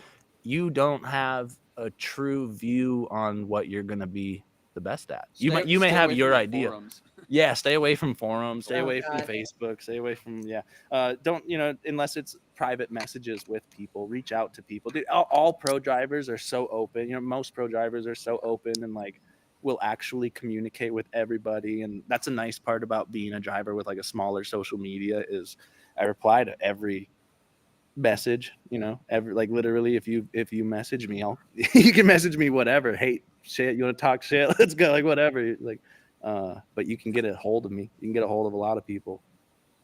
Hell yeah, Nice. That's great. I'm going to add to that and say, as not a pro driver, crewing for a team teaches you a lot about what the behind the scenes of Formula Drift is and what competitive drifting looks like behind the scenes. And it was like super eye opening for me as someone who's been in the grassroots scene for a lot of years.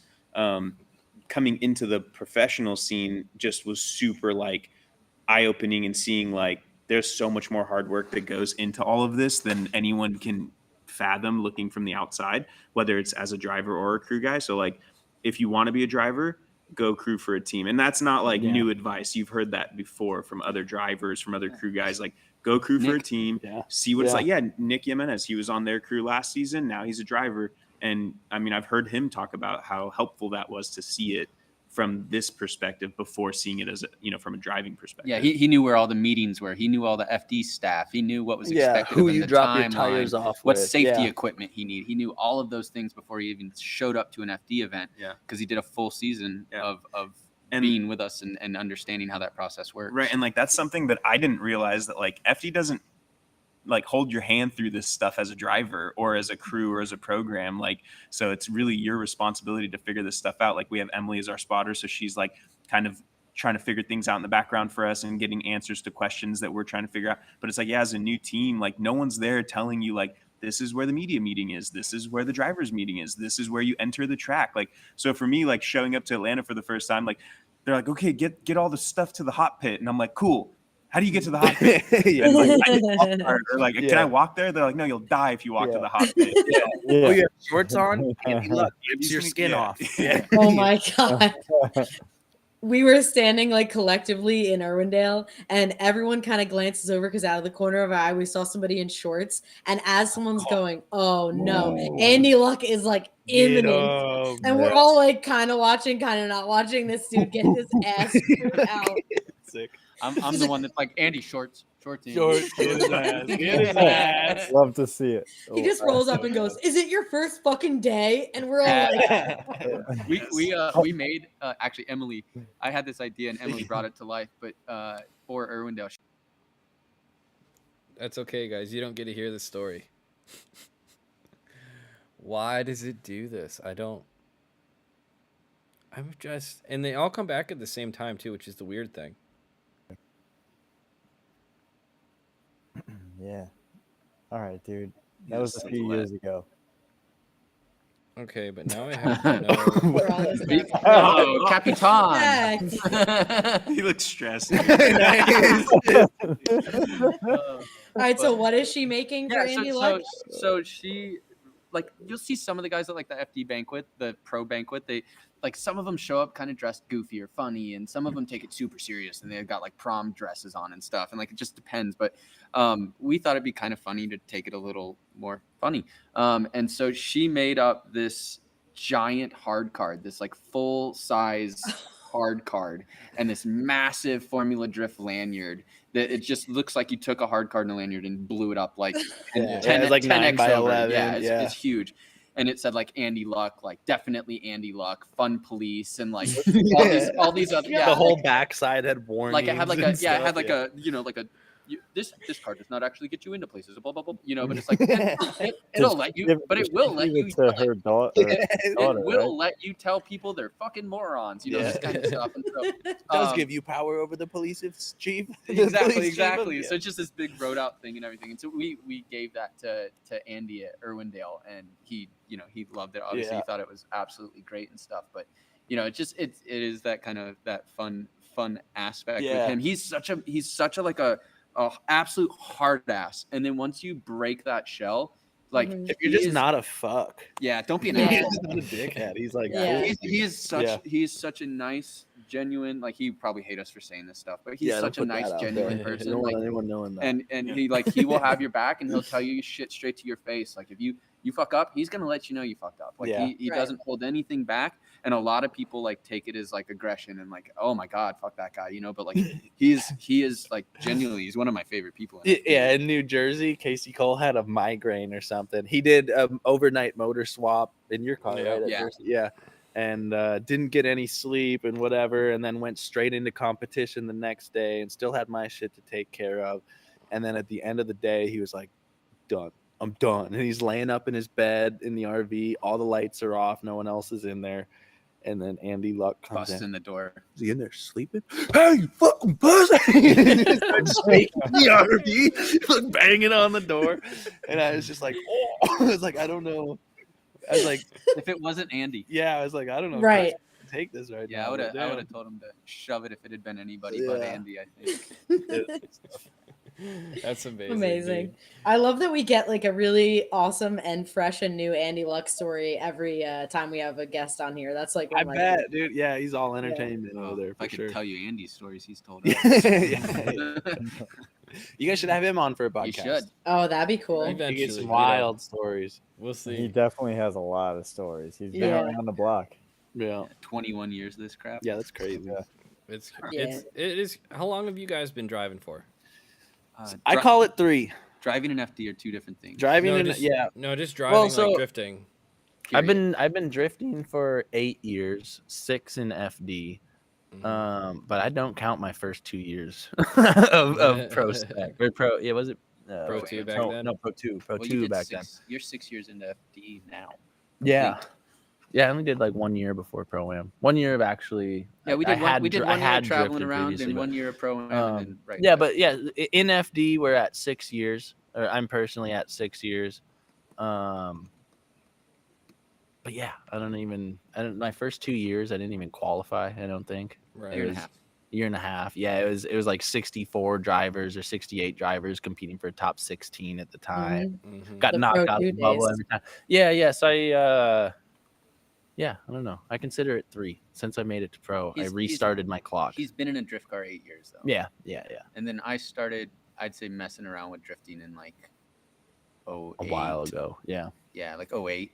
And I didn't take it super serious. And then kind of when I did like a pro-am here, a pro-am there. I never did like a whole series or anything like that. Right. Had decent luck. And then his program came around and I kind of stepped out of the driver's seat for a few years, and we got his program together and it put in a position I could come back and actually drive. And now I've been back in the seat for 4 years.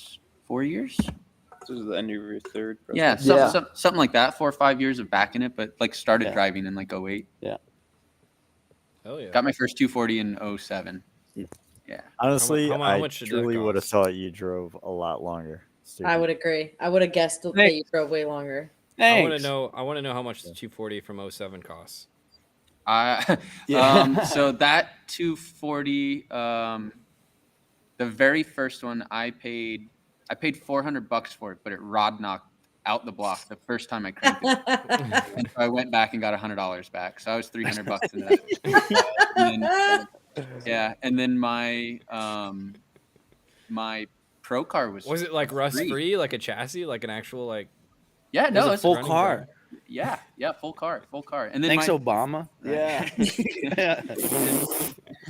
And then the pro spec chassis, I got that car for free. We got that from Ethan Hunter. Yeah. I forgot that. Yeah. Dang. Yeah. And my 13 before that was $75. Dude, Yeah. you're like robbing kids out here. I flex on my $2,500 like perfect 240, and I think that's like a good deal. Shit. Perfect 240 for 25. There's a thing as a perfect 240. I bought it off an old guy. Yeah, it's Shit, like okay. straight, All right. straight body and no rust. S13. It's still got stock suspension, stock wheels. Old guys are dope. Yeah, my grandma spec. Old guys got it going on, dude. Bar stools, pinballs, all Right. kinds of stuff, dude. Pool Pool Just table. talking about your shop right now? I don't have any. I wanted a pinball machine. So my dad and my grandpa both owned game room stores, like billiard stores and game room stores. Really? So I grew up. I grew up. My dad sold anything that would go in a game room. He'd sell it. So I grew up with a bunch of like pinball machines, and my grandpa had pinball machines in his basement. I looked online like 3 days ago at pinball machines, thinking I could get like a non-collectible one, but still working for like $2,500 maybe. Dreaming, dude. Some of the pinball machines, we had this green swamp monster one when I was growing up, and I don't know, my grandpa sold it or something like that. It's like $13,000 for like a good one with like the original board and stuff. Now you can't touch like a good pinball machine for like under What? $5,000 anymore. So I was like, Dude. what the fuck? I was like, damn, this is a hobby. I like my ADD clicked in so quick, and I was like, I'm gonna start collecting pinball machines. And I looked, I looked at two. I looked at two, and I was like, I'm not gonna have a pinball machine. I was like, damn, I can't. I don't want to learn how to pick pinball machines, Dude. dude. Honestly, you'd be good at it. I bet you would like. You can. It's a wild world. You can buy like certain. I'm sure all traps and the certain mechanisms. mechanicals in it, I'm sure, are nuts. Dude. Yeah, weird like turn of the century, state of the art stuff. What are the Rube Goldberg machines? Yeah, or whatever, pretty much, basically? dude. Yeah, pretty Yeah. much. Pinball machines are wild. I want a big buck hunter in here somewhere too, but those things are outrageous. Really? Like $3,500 for a 2004 big buck hunter machine, dude. I don't know what's going on. I think it'd be cheaper to just get a bunch of shotguns and a deer, you know? Shotgun, dude. Lead's expensive. You'd be surprised. This is true. This is very true. Yeah. Oh man, that's great. Who's kind of been like your biggest supporters? Obviously it sounds like you like your team and like yourself. Yeah, dude. You know? Straight up, easy question. Honestly, yeah, a couple of the companies that we've been working with forever, Part Shop Max is probably Day one. like our long-term day one. Yeah, Koenig has been really good. Precision is a newer guy or a newer team, but they've been really nice to us and stuff. But no, just the homies, dude. B-Rad taking the time out of his life to just come help me for no reason other than making his life cooler. And Kasey King over there just kind of hanging out, listening in the background. He's been busting ass for us to all just kind of chase our dreams, and life gets dark and boring easier than you'd like to think. So it's Right. I got a cool crew around me that just understands that. And yeah, my wife has been super supportive, kind of especially this year, taking care of more of the home style stuff and not coming to every event and really just holding my life together outside of FD. Yeah, I got like Barry and Rick. I'll shout out 2 of my super fans and Drifting Mama. Dude, those are my 3 super fans on online. They're always talking to me and replying to everything. And Barry made us some bags in New Jersey. I played bags with him last year, and then this year he showed up with like some custom professional bags and whoop my ass, dude. He's so good. I'm sure he'll watch this at some point. Barry shit on me, dude. And I thought I was pretty good too. I did. I beat him 1 game out of like 5. He's got some nice bags. Boys got bags. Hey. Hey. Phil asks, how do you deal with like not performing to your expectations, or like how do you deal with? I'm getting used to it, dude. This is day 1 stuff. No, I'd say that's probably my personal hardest thing of FD. Because I feel, and not even in like a I'm fucking here to win kind of way. I really feel like everyone around me goes so far above and beyond to like make shit happen and get to what we have, and then it just be a nice thank you to fucking be able to pull out my best laps every time I need to pull out my best laps. So when you're not able to, dude, it hits hard. It makes you feel like a bad friend more than it makes you feel like a bad driver. But we've been Yeah. like, we've always kind of had the conversation literally since the first event we ever did in FD. We've always managing your expectations. versus That's reality. key for you know, sure. like just because you want it to happen doesn't mean it's gonna. And when it doesn't, you have 2 choices, and that's roll with the punches or run away. You know, Yeah, and right. so we've done I think a lot of work as a team of managing expectations versus reality, so that we can come back and still punch hard again next time, and not feel like we're wasting our time, energy, and effort. Because there's so many people that would die to be in the situation that we're in, even as a bottom ranked driver. You know what I mean? Like, I mean, there's still 16 people on that list after you, just so we're clear. Right. But you know, there's so many people that would die to be doing what we're doing, regardless of the outcome. You know, I remember before I got into this, I would help Matt Field and his crew a bit, you know, from event to events and stuff. And I know Matt won a couple events that I helped at, but I couldn't tell you the bad ones where he finished, because like to me it was just this aspect of being there and doing it and being part of it and saying I was there. And I think that we have to remember where we come from and what we're doing and why we're doing it. And it's so easy to be upset on yourself and you know, you have to remember not to take that out on the people around you. And, you know, there's a whole lot that goes into it. But I think at the end of the day, it's just managing what you expect to happen and what does actually happen, and being grateful for that journey that lies in between those 2 things. Yeah.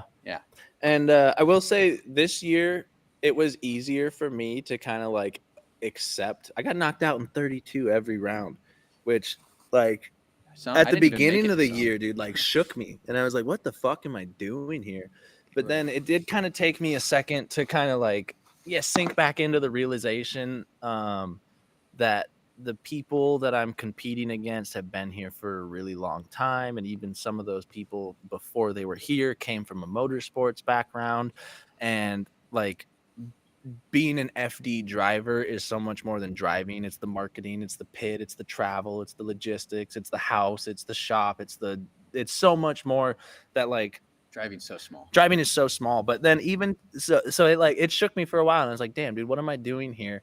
But then I realized like I'm in the seeding bracket, and I got knocked out of 32 every round, because to get out of the seeding bracket, all I had to do was beat Osbo or beat James Dean or beat Chris Forsberg or so it's like, I at the beginning of the year, I kind of hit myself with like, hey mate, dude, you might suck. But then it's like, okay, even in that you might suck world, like you might suck compared to James Dean, you might suck compared to Frederick Osbo, you might suck compared to, you know, these dudes who are the gods and you've been here for 3 years, dude. Like you figure, okay, you've been here for 6, you were figuring it out for 2, you kind of learned your first one, and then you migrated into real competition. You've been here for 3 years. So like to even be in the conversation with James Dean and Frederick Osbo and stuff, and being viewed as a shitty driver in that conversation, I'm like, that's still part of the process to where we're trying to get. You can't go from an absolute nobody who's never drifted a car to being one of the best drivers in the world without working your way up through the middle. You don't teleport. You know, there are some kids and there are some prodigies who can teleport through that middle pack and they just come out swinging. But realistically, that's not most of the people. So I this year, the beginning of this year, especially the second half of last year and stuff, really, it was tough to deal with. And then we had a lot of hard conversations. Honestly. Yeah, for real. Last year kind of took it out of me of whether or not I wanted to, spend my life doing this, because that's a big investment. The biggest investment we make is, well, I spent 30 grand a round to come do. No, the biggest investment you make is that you're spending your life here. You could be spending your time with your family. You could be spending your time building a business or retiring or seeing the world, which we do get to do a lot of traveling and seeing the world. But like, this is where you choose to spend your time. And that's a big investment. You said, is there an off season? Not really. No, there's not an off season. It's a 10-year long, a 20-year long, however long you want to do this. It's an endurance race for that long. Right. But yeah, dude, that's tough shit to deal with. I don't know. It's true. For sure. You got a favorite fan moment you got? Dude, drifting mama. It's drifting mama. But when I saw before I met her, I thought it was drifting G-ma. So I was like, but anyway, dude, she shows up at every round. I think she skipped maybe 1 or 2 this year, but she shows up at every round with handmade bracelets that say the round, the year, and the driver's last name for every single driver, pro spec and pro, for every round. And I'd say that's my favorite. That's dedication right there. Absolutely. Yeah, dude, that's tight. Yeah, she's the shit. Chuck, and I believe someone else asked this too. He's like, what's your least favorite track to drive? Dude, Evergreen, Seattle. Yeah. Oh. Really? It seems like a scary track to drive. Because of the bank? It's so weird because it's like not even that banked. The gear ratio, the infield outfield is so weird and like. It's funny I hear a lot of drivers say that they really like it, and I can't come to like it because I feel like balancing the car setup there, or even discussing balancing the car, is so frustrating because every move you make the bank is either so like the perfect car for Evergreen sucks. It just sucks. The perfect car for Evergreens kind of sucks. But so then you're like, okay, this kind of sucks here and this kind of sucks here. I'd like for it to be a little bit better on the bank. And like anything you do to make it better on the bank is going to make it suffer in the infield. You're like, okay, well, I want it a little bit tighter, a little bit faster in the infield. Okay, anything you do for that is going to make it shittier on the bank. So then you're kind of stuck, or we're at least stuck playing this game of like, okay, make it feel slightly less bad over here to maybe make it feel slightly less bad over here. I feel like you get stuck in this middle of the ideal setup is just one that doesn't feel great anywhere. Right. But you're like, yeah, overall it averages to the best car for this track. And it's just so big to so small with not a good transitional period in between there. It's a tricky track, obviously. Yeah, right. The slowdown is even on a setup. That was my hardest track. Yeah, you're 85 miles an hour on the bank, and then you're 12 across the field. Right. I could see. Yeah, and the tracks like that are where like a 6XD would come in handy for sure. When you could be like 5 on the bank, 4 coming into the infield, transition 3 through the infield. Like if you have way more choices of like. Okay. Closer gears to go through, I could see how it would be less of an annoying track to get, but no, dude, you're like, I need more wheel speed to stay up on the bank, and then I need more toe to be quicker in the infield. Okay, well, it's driving me down the bank. Oh, well, everything I do fucks me somewhere. Pull all the grip out of it. All the car's loose. It feels like shit. Phil's got a good question here. What other pro car would you like to drive? Any series? I think C6s are sick. I think a 2J C6 would be crazy. I think a VR C6 would be a weapon. Obviously, any of the Papadakis cars look fun to drive, but specifically the Supra looks like an animal. Would you rather drive Osbo's Supra or Visic's Supra? Osbo's Supra. Osbo I have a I don't even like comparing myself to the people, but I feel like I'm closer to an Osbo driving style than a Peter driving style. I feel like he's that very European, limit the wheel speed, but then throw it as hard as you can, versus Osbo's kind of like in the slightly longer wheel speed and controlling it with pedal control. And But Osbo's a big tire Supra, and Visic's like a 265 Supra. that's true. Yeah, that's true. Oh, They do drive completely differently though when you watch them. Yeah. Osbo's all chassis and Visic's all tire, which is weird because Osbo's got the bigger tire. Yeah, but right. Yeah, but he's on the Valinos. What is he? Yeah, on? he's on Yeah. the Valinos. Yeah. Secret tire. Secret saucies. Yeah, I guess that kind of brings me to if there's a track in the world that you would like to drive that you haven't or you think would be cool to go to. Is Highlands Ringen a real place? Someone in the chat tell me if Highlands Ringen. Sim track that we. It's a sim track, dude. That place is so sick. Dude, the mega space in Brazil looks sick. Yeah. The big elevate. Is it just called Mega Space? Yeah, the place in Brazil that's like down the hill, just the giant switchbacks is crazy. I'd like to. I just living in Colorado for so long and living up in the mountains. There's a lot of cruises that I used to do that I'd like to do like drift events at. Yeah. The I'm sure there's some Nürburgring mountain roads that we do some drifting Nürburgring last. Yeah, dude, there's some stupid mountain roads in Colorado. I grew up when I moved to Colorado to Evergreen. I was at the base of Mount Evans, which is the highest paved road in North America, and I lived literally on these switchbacks. And I wasn't even into drifting yet, but I had a Subaru and I had some Yamaha Raptor 4-wheelers, and I would just drift them on these switchbacks. They were asphalt switchbacks, but I just drift them on there, and that's kind of where I got started. But 113 in Colorado, Witter Gulch Road. If you guys are in Colorado, Witter Gulch Road is a nasty road, but yeah, dude, I don't know. There's a whole bunch of cool road courses all over the place. Pukekohe, it's closed now. Yeah, but Pukekohe would have been like a legendary one. I want to go fast. That Laguna Seca freaking. Yeah, Laguna Seca. I'd like to make it out there for one of the grid lights. That would be That tight. corkscrew Corkscrews. Yeah, honestly, yeah. Is that where Matt Jason's Kaufman got did a that really one? Yeah. Jason's got a really weird question here, and I'm gonna try and explain. I it like right. weird. Okay, excluding James Dean, excluding the car that they're driving now, who in 3 years, who do you think will be an FD champion? So we're going on just like driving style and the driver. Just the driver, yeah. When Odie drops a car and focuses on himself, it'll be right where he is now, a top contender. Field was like in there for quite a few years, and I don't know what happened this year. I don't know where he ended up, but Still top 10. probably just some bad luck somewhere. I didn't pay much attention. I know Field will be there. I could see Robert in the next 5. I could see Brandon Sorensen getting one. Yeah. Brandon Sorensen is a monster. Seat time, testament. Yeah, dude.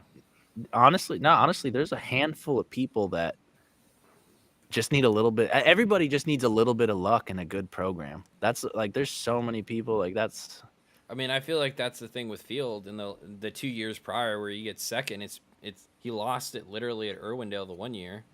Of just, it's some of it's spinning on the bank in the rain. It's just me and you. Mm-hmm. Oh. Yeah. So some yeah, luck, that's right.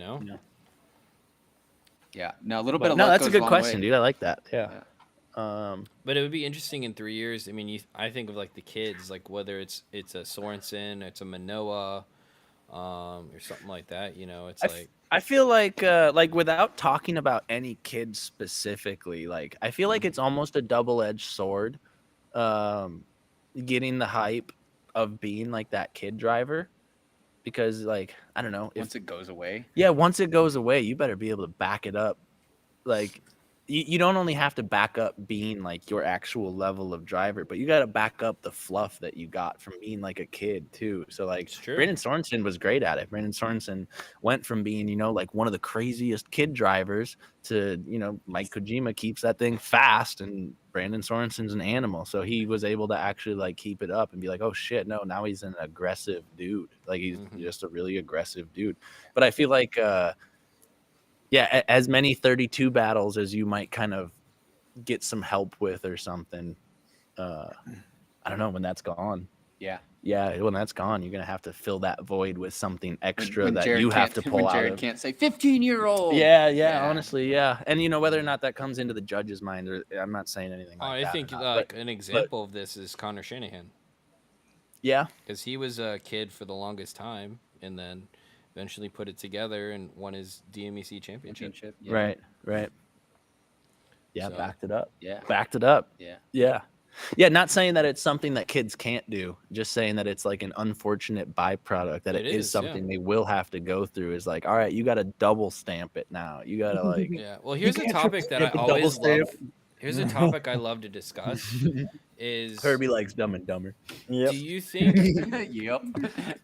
that it's not, I don't know if it's necessarily an issue, but okay, so you get some of these kids that are coming in with money now, and they're super aggressive and they're not afraid to hit you and mess up their car and stuff, and where there's other people that come from a less financially successful background, and they're kind of like, they don't really want to hit you, like they if they hit you, it costs them a lot of money, and they drive differently because of it. Have you noticed that? Is that like something that you I mean, I guess when you get to FD, when you get to, especially the Pro 1 series, you really can't think about that stuff anymore. But Yeah, pro's different for sure. I feel like, But they also have the skills to back it at pro. In prospect, they're like, don't hit me because you're probably gonna hit me. yeah. See, that's one of those things. I don't come from a motorsports background, so I feel like me saying this could possibly hold absolutely no weight, and I'm fine with that.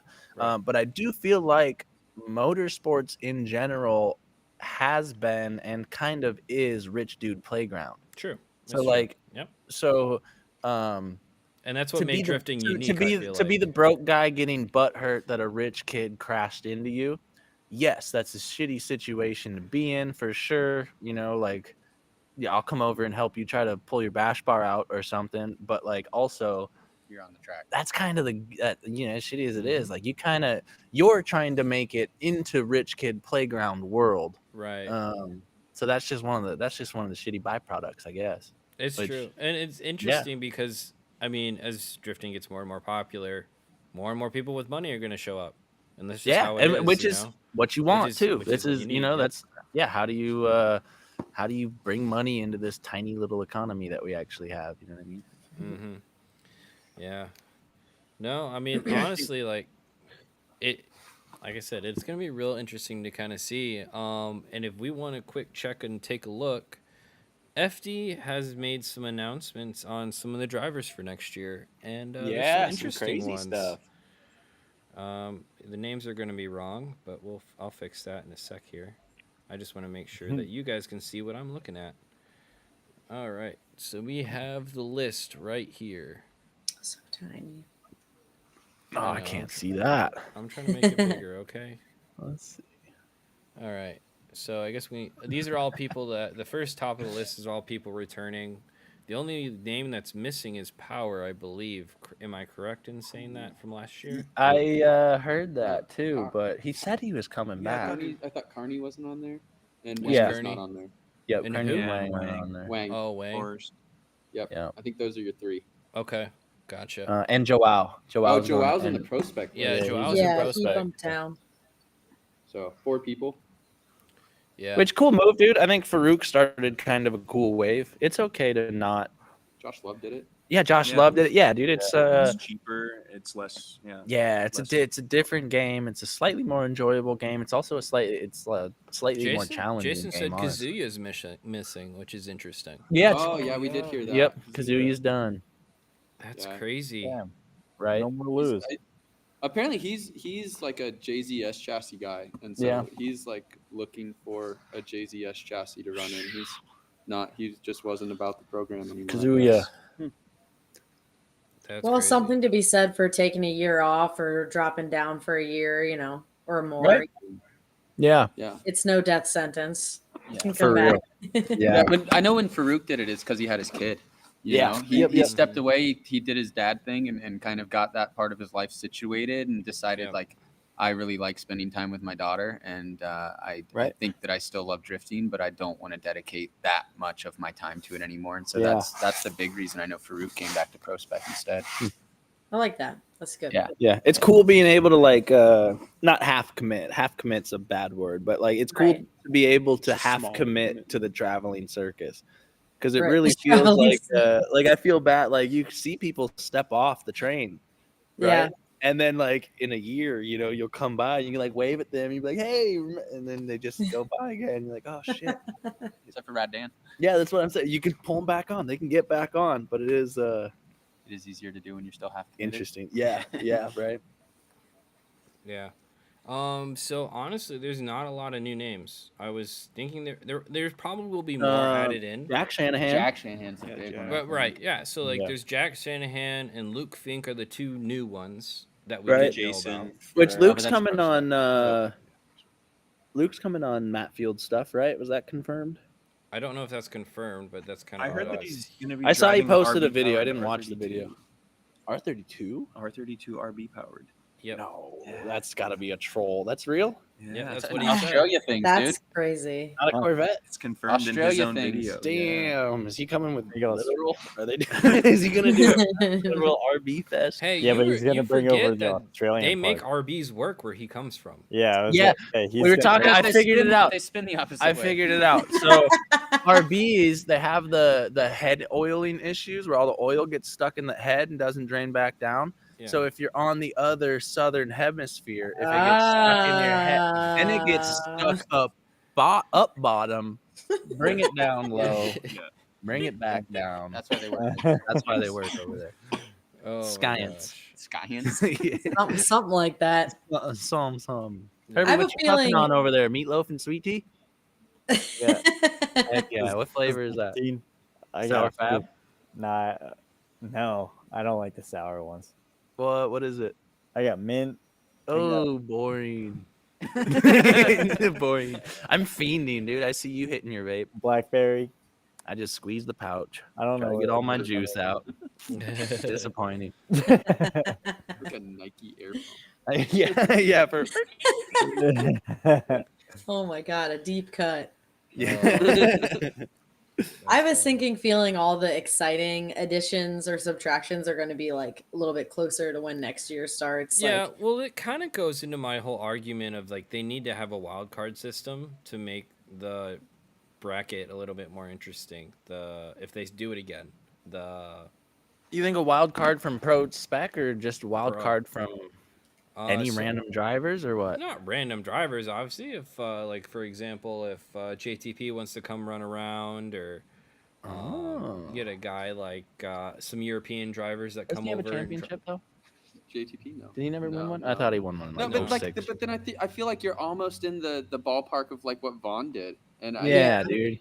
Right, know, but to- like I think that makes the seating bracket interesting. If you're giving people As long as you chances. don't leave that seat open the rest of the year. yeah, they're not happy with that. I know they're Right, trying to Yeah, right, figure but that out. like was- it, that like if was you tell terrible. them, I feel like if you're at the beginning of the year and you understand, like, hey, we're gonna have some drivers come in each round that, give them a chance to, that obviously they're good enough drivers possibly, but they don't have the capabilities to run all 8 rounds or something.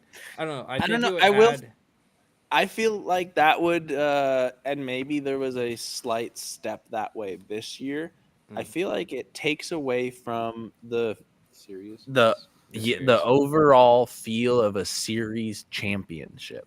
right. When you can have like big name guys come in for like 1 or 2 events and put up some points, and then Mhm. maybe get some help through 32 because you Yeah. know, like I don't know. Robert I'm just trying to Thorne find has to beat solutions to some make people this- 4 times to actually advance. Like, Right.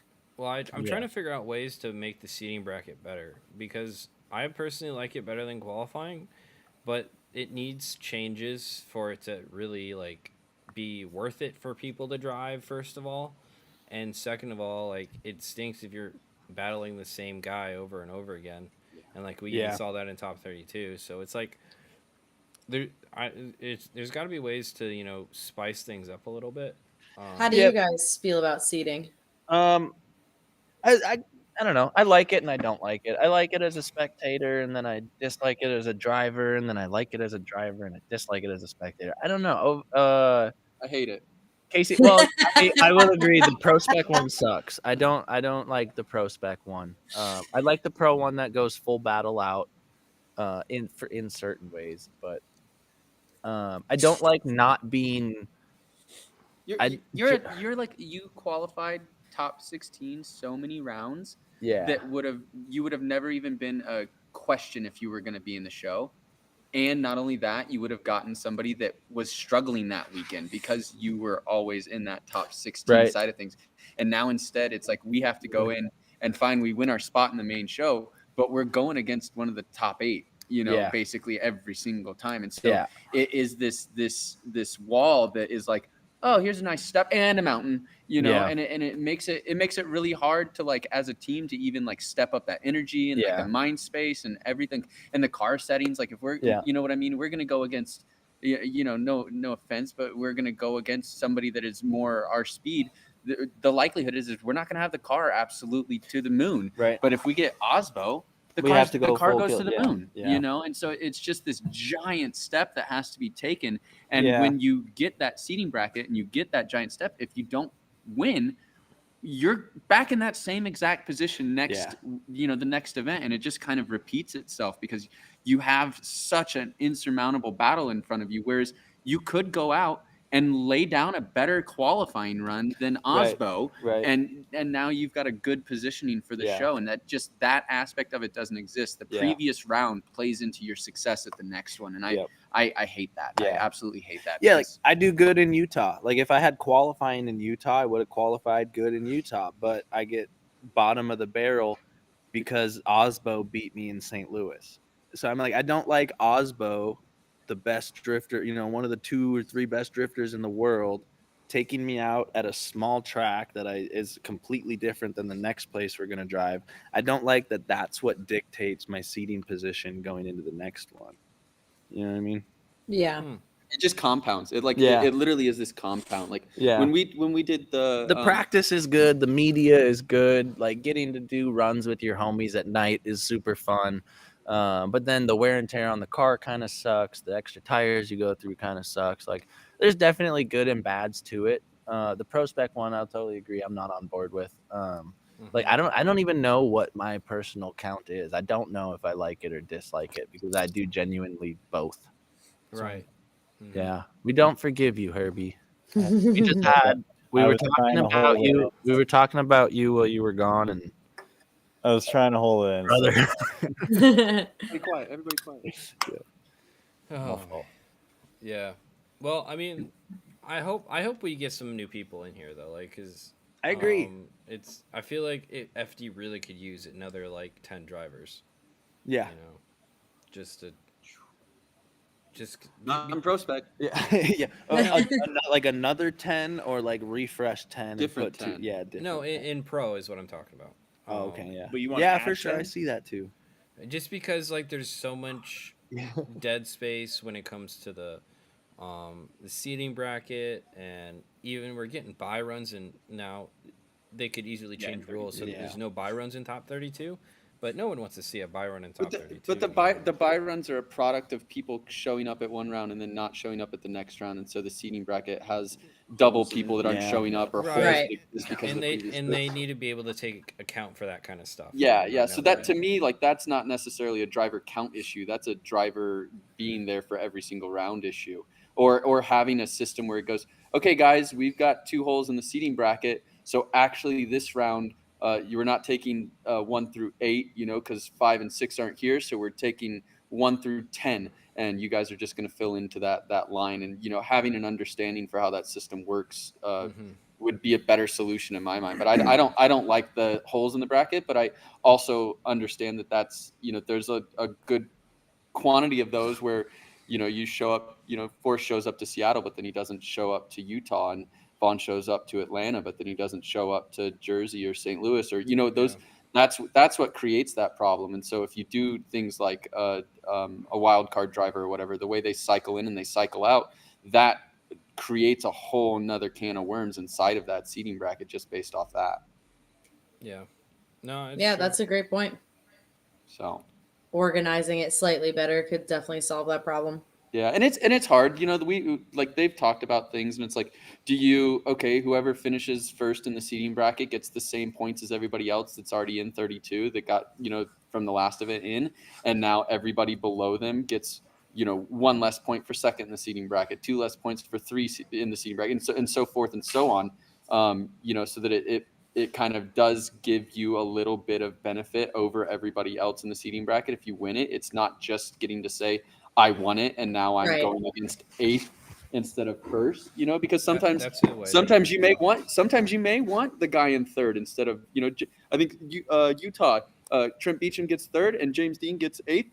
It's like I love you, Trent Beecham, but let's have Trent Beecham in 32 instead of James Dean. No offense, but Yeah. so like there needs to be some other incentive, because there's times where Irwindale, we didn't have to go against Bond. We could have just stepped away, and not driven against him in the seeding bracket. Where's the actual incentive to go put your car on the line with somebody that is going to drive aggressive, is going to possibly push you into a wall, is going to drive that extremely tight line that you're supposed to also be on with them, and there's no actual benefit to you besides the media that can come from it, which can also be detrimental. If it goes horrible, it can be detrimental. So there's multiple aspects to it, and I think that there's got to be a little more incentive to want to move through a seeding bracket. And in prospect, there's even less. Not that you move through it, but it's like, okay, they cycle the stuff around, and I've harped on this, whatever. But I went from 15th to start Atlanta. Brutsky and Rudy come back. I move into the seeding bracket. They draw a 3. All of a sudden I start the season in 46 out of 48. I went from 15th to 46 just off a hat draw, and I'm sitting here going, no matter what I do, I'm going to be the lowest person in each bracket I move into, because I'm at the back of the field. And there's just got to, I think that the system's got to be structured a little better, that it actually is more based on skill set, and that it has incentive built into it that allows you to separate yourself from the other drivers, and doesn't just say, oh, you're in the next show and that's your reward. There's got to be a little bit more to it. Gotcha. Yeah, I would definitely agree, because obviously they don't do the qualifying anymore because of time. But at the same time, I feel like qualifying does showcase who's the best driver, at least that day, much better than the seeding bracket does. Or at least who has the track figured out the most. Yeah, right. Who the guy that qualified first, you can expect him to go put down a heater lead lap in front of you. The guy that qualified 30th, you can expect some bobbles. You have an understanding of that. But if it's based off the seeding bracket, and some guy got a buy run because somebody else's ship broke, and now next weekend he's in the main show because of that, and it had absolutely nothing to do with skill, then it kind of, to me, is the system's got some stuff that it needs help with. And luckily the guys at FD, Kevin and Ryan, they are apt to listen, and they are open to listen, and we've had conversations about this kind of stuff, and so give them props for that. But it needs some stuff. It definitely needs some stuff. Absolutely. Yeah. Agreed. Is there any guys you wanted to highlight in prospect that you kind of are interested in seeing how they do this year? See if I can get some of the newer names. Dude, for sure. Jerry Johnson. That Holy boy's shit. That boy's coming and swinging. Jerry can skip prospect. Jerry can just come on up here and drive. Jerry can have my spot. I'll go drive with Kasey again. No, dude, Jerry Johnson's a madman. Excited to see how Nick does this year. Nick Yemenez. Yeah, I mean, he was rookie of the year last year. Like all the homies. Yeah, dude, won rookie of the year. Which honestly, I don't even know. Like, he didn't come out of the gate swinging, but he really every event just kind of dialed it in more and more. So I'm excited to see that again. Obviously it's another Jay-Z car on field, so I like listening. He does no blow off valve too, so he's very foresty sounding when he's on track. I like that. Brian Wills. I'm a huge Brian Wills fan, dude. I met him last year and just kind of interacted with him just solely, like, he shows up to events super early, and we show up to events super early, and we just kick it and chill for a little bit, and we're homeless together for a day or two. And Brian Wills is a madman too, dude. He's a very high excitement, Ben Hobson-esque, full red line all the time, kind of full swing. Dang, I didn't realize. Dude. Yeah, honestly, I already know.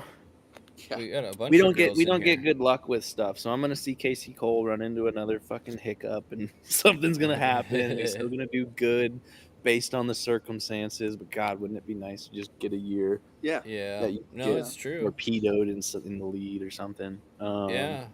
It looks like is Amanda? Yeah, Amanda. So we have Amanda, Kelsey, and now Chelly. Chelly. Ellie, she got her Colette. license through our pro-am.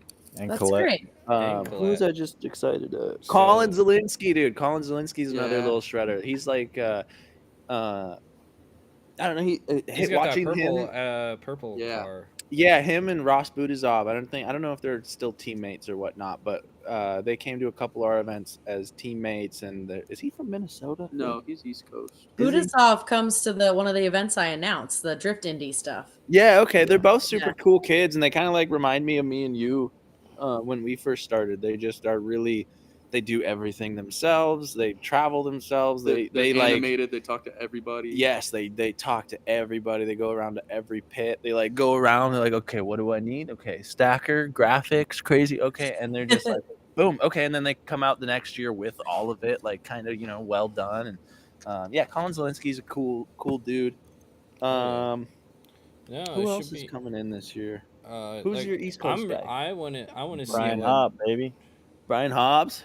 Yeah. Brian Hopp. Yeah, he's got a crazy car. Yeah. He's got He's MA got- Motorsports built. Oh, car. okay, yeah. That LSS Who were 13 you saying hat. earlier? Oh, you were Well, saying that the interesting, Keep It Reek guy. Oh, well, it's Jason. Yeah, keep it real. Is he Okay. driving? Mhm. Yeah. He's on there. Yeah, He's on there. Does he do those like giveaway? Yeah, giveaway. Oh, yeah, there he is. Australian or ones out there, giveaway trips and shit too, right? I think they might See do some the- trips. yeah. Is he driving the wagon or is it a different car? Supposedly, he said I he's don't driving know. the wagon on Instagram today. Okay. That's tight. yeah. which is Rowdy, wild. interesting. Yeah, Yeah, I like Rowdy's- when people bring weird stuff. Yeah. That's Like Rich cool. Whiteman, even though JZX isn't that weird. Yeah. But, to see it in FD is still Yeah. kind of weird. It is a little weird in Yeah. FD, yeah. That's cool though. I mean, I like big booty Judies rolling around. Dude. It's fun. that's great, man. No, I mean it's gonna be interesting. You got Cameron yeah, Troy- Sorensen in here. Oh, Yeah, Troy Troy Manners. Manners. Troy Troy Manners Manners is is coming coming back. Troy No Manners. way. How did I miss Yeah. that? Yeah. For real, that's a cool one. I remember because I think he left Pro 2 right when I came into Pro 2. Yeah, an maybe, OG. Maybe we had 1 year together, but then he started doing all the, Clutch Clutch kicker kickers. stuff. Yeah. and he was just like mopping up people at clutch kickers. Him and like Nate Hamilton and a couple other people were like always on the podium. And so Troy Manners, Honadale, yeah. Honadale. Yeah, I don't think I've ever actually like spoken to him. Maybe some quick hey, what's ups, but I've You asked never about like a chilled kid? with him. Yeah. Troy Manners is a cool dude. It seems like. Yeah, he's one of those guys that got into it really young, Yeah. a long time ago, and kind of has just been around the scene for a long time, at least in my area, because he did Ryan a lot. He did like Osvaldo? MDU, if you guys remember No. that series, and Yeah. Which yeah. series? MDU. Oh, MDU. Bro, that was my first pro-am I ever did was Streets of Detroit. You did Streets of MDU. Detroit? Bro, I was there in a shitty Mark III Supra that barely worked. I think I hit a curb and my car was done right away. No, It was like I used to follow Austin Matta and Chance Crooks around oh gosh. when I first started drifting, and they were on their FD tour. Dude. They were trying to get in so bad. They were doing every pro-am all over the place, and Chance had been doing it for years.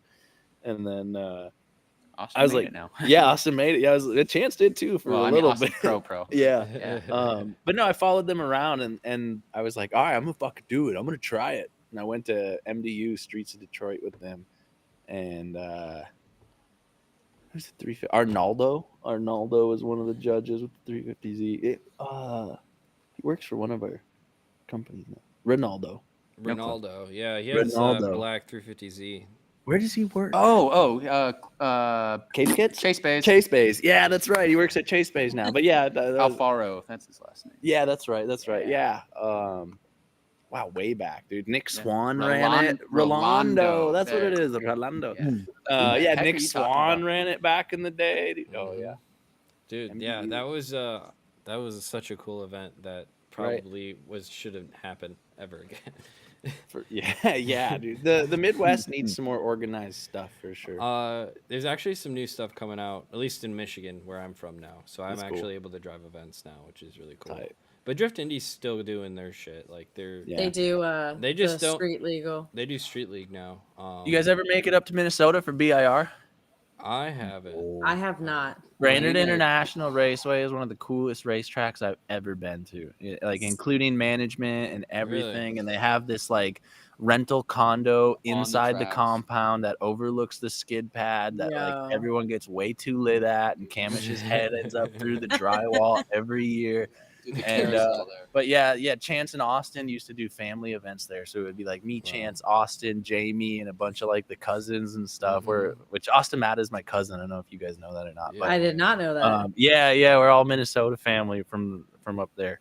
And but yeah, we would do events at BIR, and it would just be a free for all while we were all learning what the fuck we were doing. And there's a giant skid pad and there's a giant road course.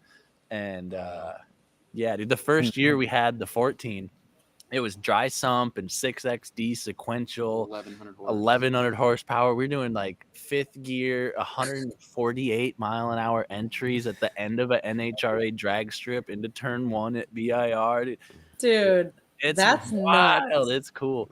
Yeah, it's a fun place. I got some good story. People flipping cars, or like we did rental car races every year. Oh So my our buddy God. T, one of our cousins' dads, dude, The insurance. T would get a rental car, and it'd be like a shitty Subaru Outback, and we would all do time trials, like fastest lap around BIR in the Oh my rental car. gosh. And then I think Camish flipped it one year when I wasn't there, so that stopped. Yeah, dude, it's Yo. Wild West up there. That it was sounds the like a Wild West. blast. Yeah. That's amazing, Yeah. dude. But I mean, honestly, it should be fun. These lists are never final. You always see people getting added and dropped, but it's always Right. fun to see whose names are on it and who's going to be coming up, messing around and stuff. And I'm For stoked. real. I'm stoked to see Matta and Tommy step Dude, up to pro. Like Yeah. absolutely. like those are Yeah. we've a lot of people I'm sure have noticed it, but some may not have. But we've been involved with a lot of other drivers programs. So there's IMSPEC Performance on like quite a few cars and stuff. And Yep. Tommy and Austin are part of the IMSPEC family, and so to like see both those boys stepping up, Right. and Derek's part of the IMSPEC family, and Cotty and Nick is, and a bunch Yeah. of people. But just to see those two step up into pro, I'm extremely excited to see what they do. Yeah. Yeah. Yeah, for sure.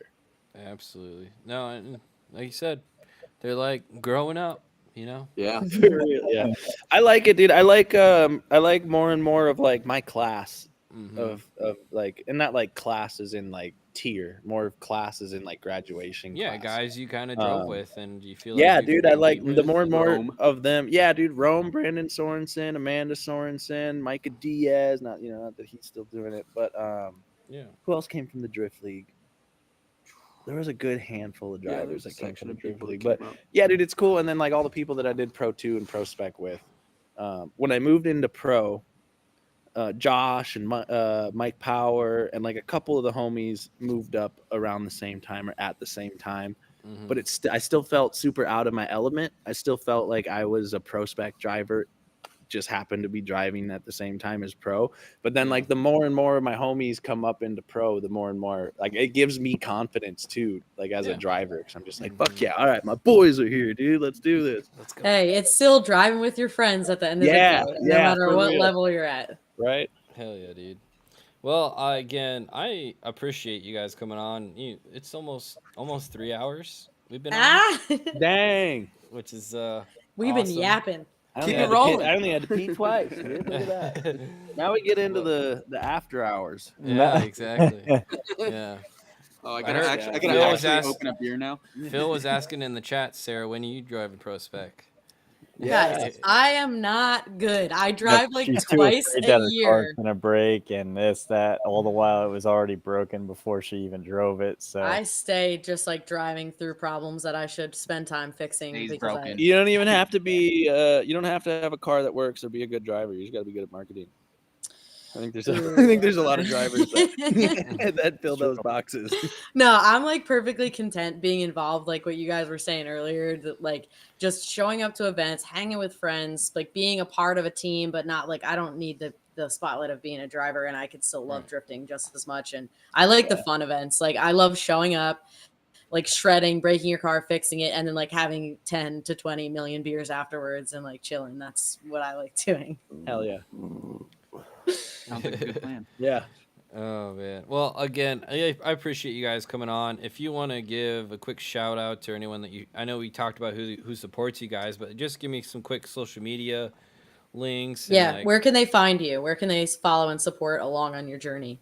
So team stuff and Kasey's personal page, MSpec Performance on Facebook, Instagram, YouTube. The website's just mspec.com. My personal is stuke.racing, and that's on TikTok and Instagram. And my Discord is the same thing. Hit me up on Instagram if you're trying to jam on the sim sometime. sure. Yeah, okay. Bayrod says this dude. You'll see me on their stuff. Actually, more so, you'll see us on his stuff. He's been That's putting fair. out some really cool content. He's been not only helping like a lot around here, but also making some really cool content where we lack. Hell yeah. But yeah, dude, I don't know. You can check out our YouTube. We have a bunch of old stuff on YouTube, Yeah. but we don't really post shit to it anymore. We might one of these days. I don't know. Yeah, I think like this compound is pretty sweet. So I've wanted to make content revolving around the compound. So like if you guys think that'd be sick, you know, or if people commenting want to see like obviously you can only see the shop, but this is pretty sick on its own. But there's like a lot more here. So yeah, if that's content people want to see, like that's stuff that'd be fun to make. Just me and Kasey wrenching on stuff or upgrading things for the program or the compound or yeah. If you want to support Kasey King, order a carbon Kevlar kit. They're super cool. James What Dean has them. cars? What cars are you guys? Are you just sticking with the S chassis stuff for now? Chassis. Yeah, for now. Again, like we're not a composite company. It's something that we'd love to branch out into eventually if we had more time or if someone, you know, Kasey King's kind of been taking it upon himself to just make it his own thing. It's like we have avenues for people who are ready to work and crank and but no, we're not a composite company. We're just a bunch of schmucks that make some composites sometimes. So if you're lucky enough to be one of the people who gets one of those kits. Yeah, Phil asked in the chat if there were any Corvette kits coming along. Honestly, yeah, Corvettes and the E92 stuff I feel like is probably Corvette, BRZ, E46, E92. Yeah. I think those were our like 3 that we were or 4 that we I'd were, get like, down on a if we do whatever chassis or whatever kit we do next will probably also be a chassis that we're doing too because we have to have the chassis to make the molds. And if we're going to make the molds, we're going to be spending time on the car too. And we do have the R35, but there's not enough of a market for R35 kits and stuff. So I'd honestly see the Corvette one being one of the next 1 or 2 that we do for sure. That'd be cool. But yeah, dude. Yeah. Also, just these dudes, Kasey King, Emily, go support. Yeah. She's got a cool Etsy if you guys are into art stuff or want to buy your wife some cool shit or spooky season stuff, Halloween or you know any kind of seasonal stuff. To, like, what is her Etsy? Emily C. Kohl. Formula Drift stuff. For real, yeah, she does. She does like really like cute FD content. Like it's really cool. It's a different world. Nobody does it. What's the store? I think it's just Emily C. Kohl. Yeah, that's where you on can find Etsy. Instagram and Etsy. And then that goes back to supporting Kasey and I don't know if you guys want to bring me duck food to an FD event. You guys support. I'll feed my ducks off of you guys. That's about it. That's about it. Dude. Hey, support the ducks. Support the ducks, dude. Mine are outside in the cold right now. I can't. I already told you. Yeah, but they're cold-blooded, no? Are they? No, I don't think they're they're birds. They're not reptiles. They're not reptiles, bud. Holy, that's an excited dog right there. It's fine. Oh my god. Oh Jesus. Oh yeah. Jesus. Incoming black lab. Support our puppies, dude. Support our dogs. Dogs are cool. Dogs are better people than people are. That's something that we'd maybe bring to the program next year. I wish Lorette was still around, dude. We miss Lorette.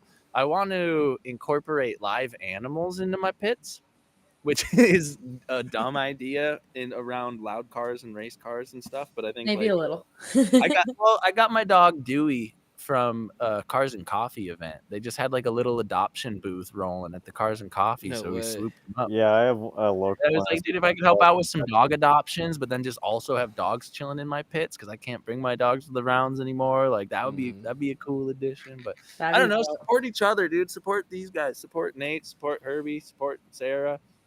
Yeah, dude. Yeah. And you're supporting us by coming on, so thank you. No, I appreciate the invite. You guys are the best. Yeah, this has been rad.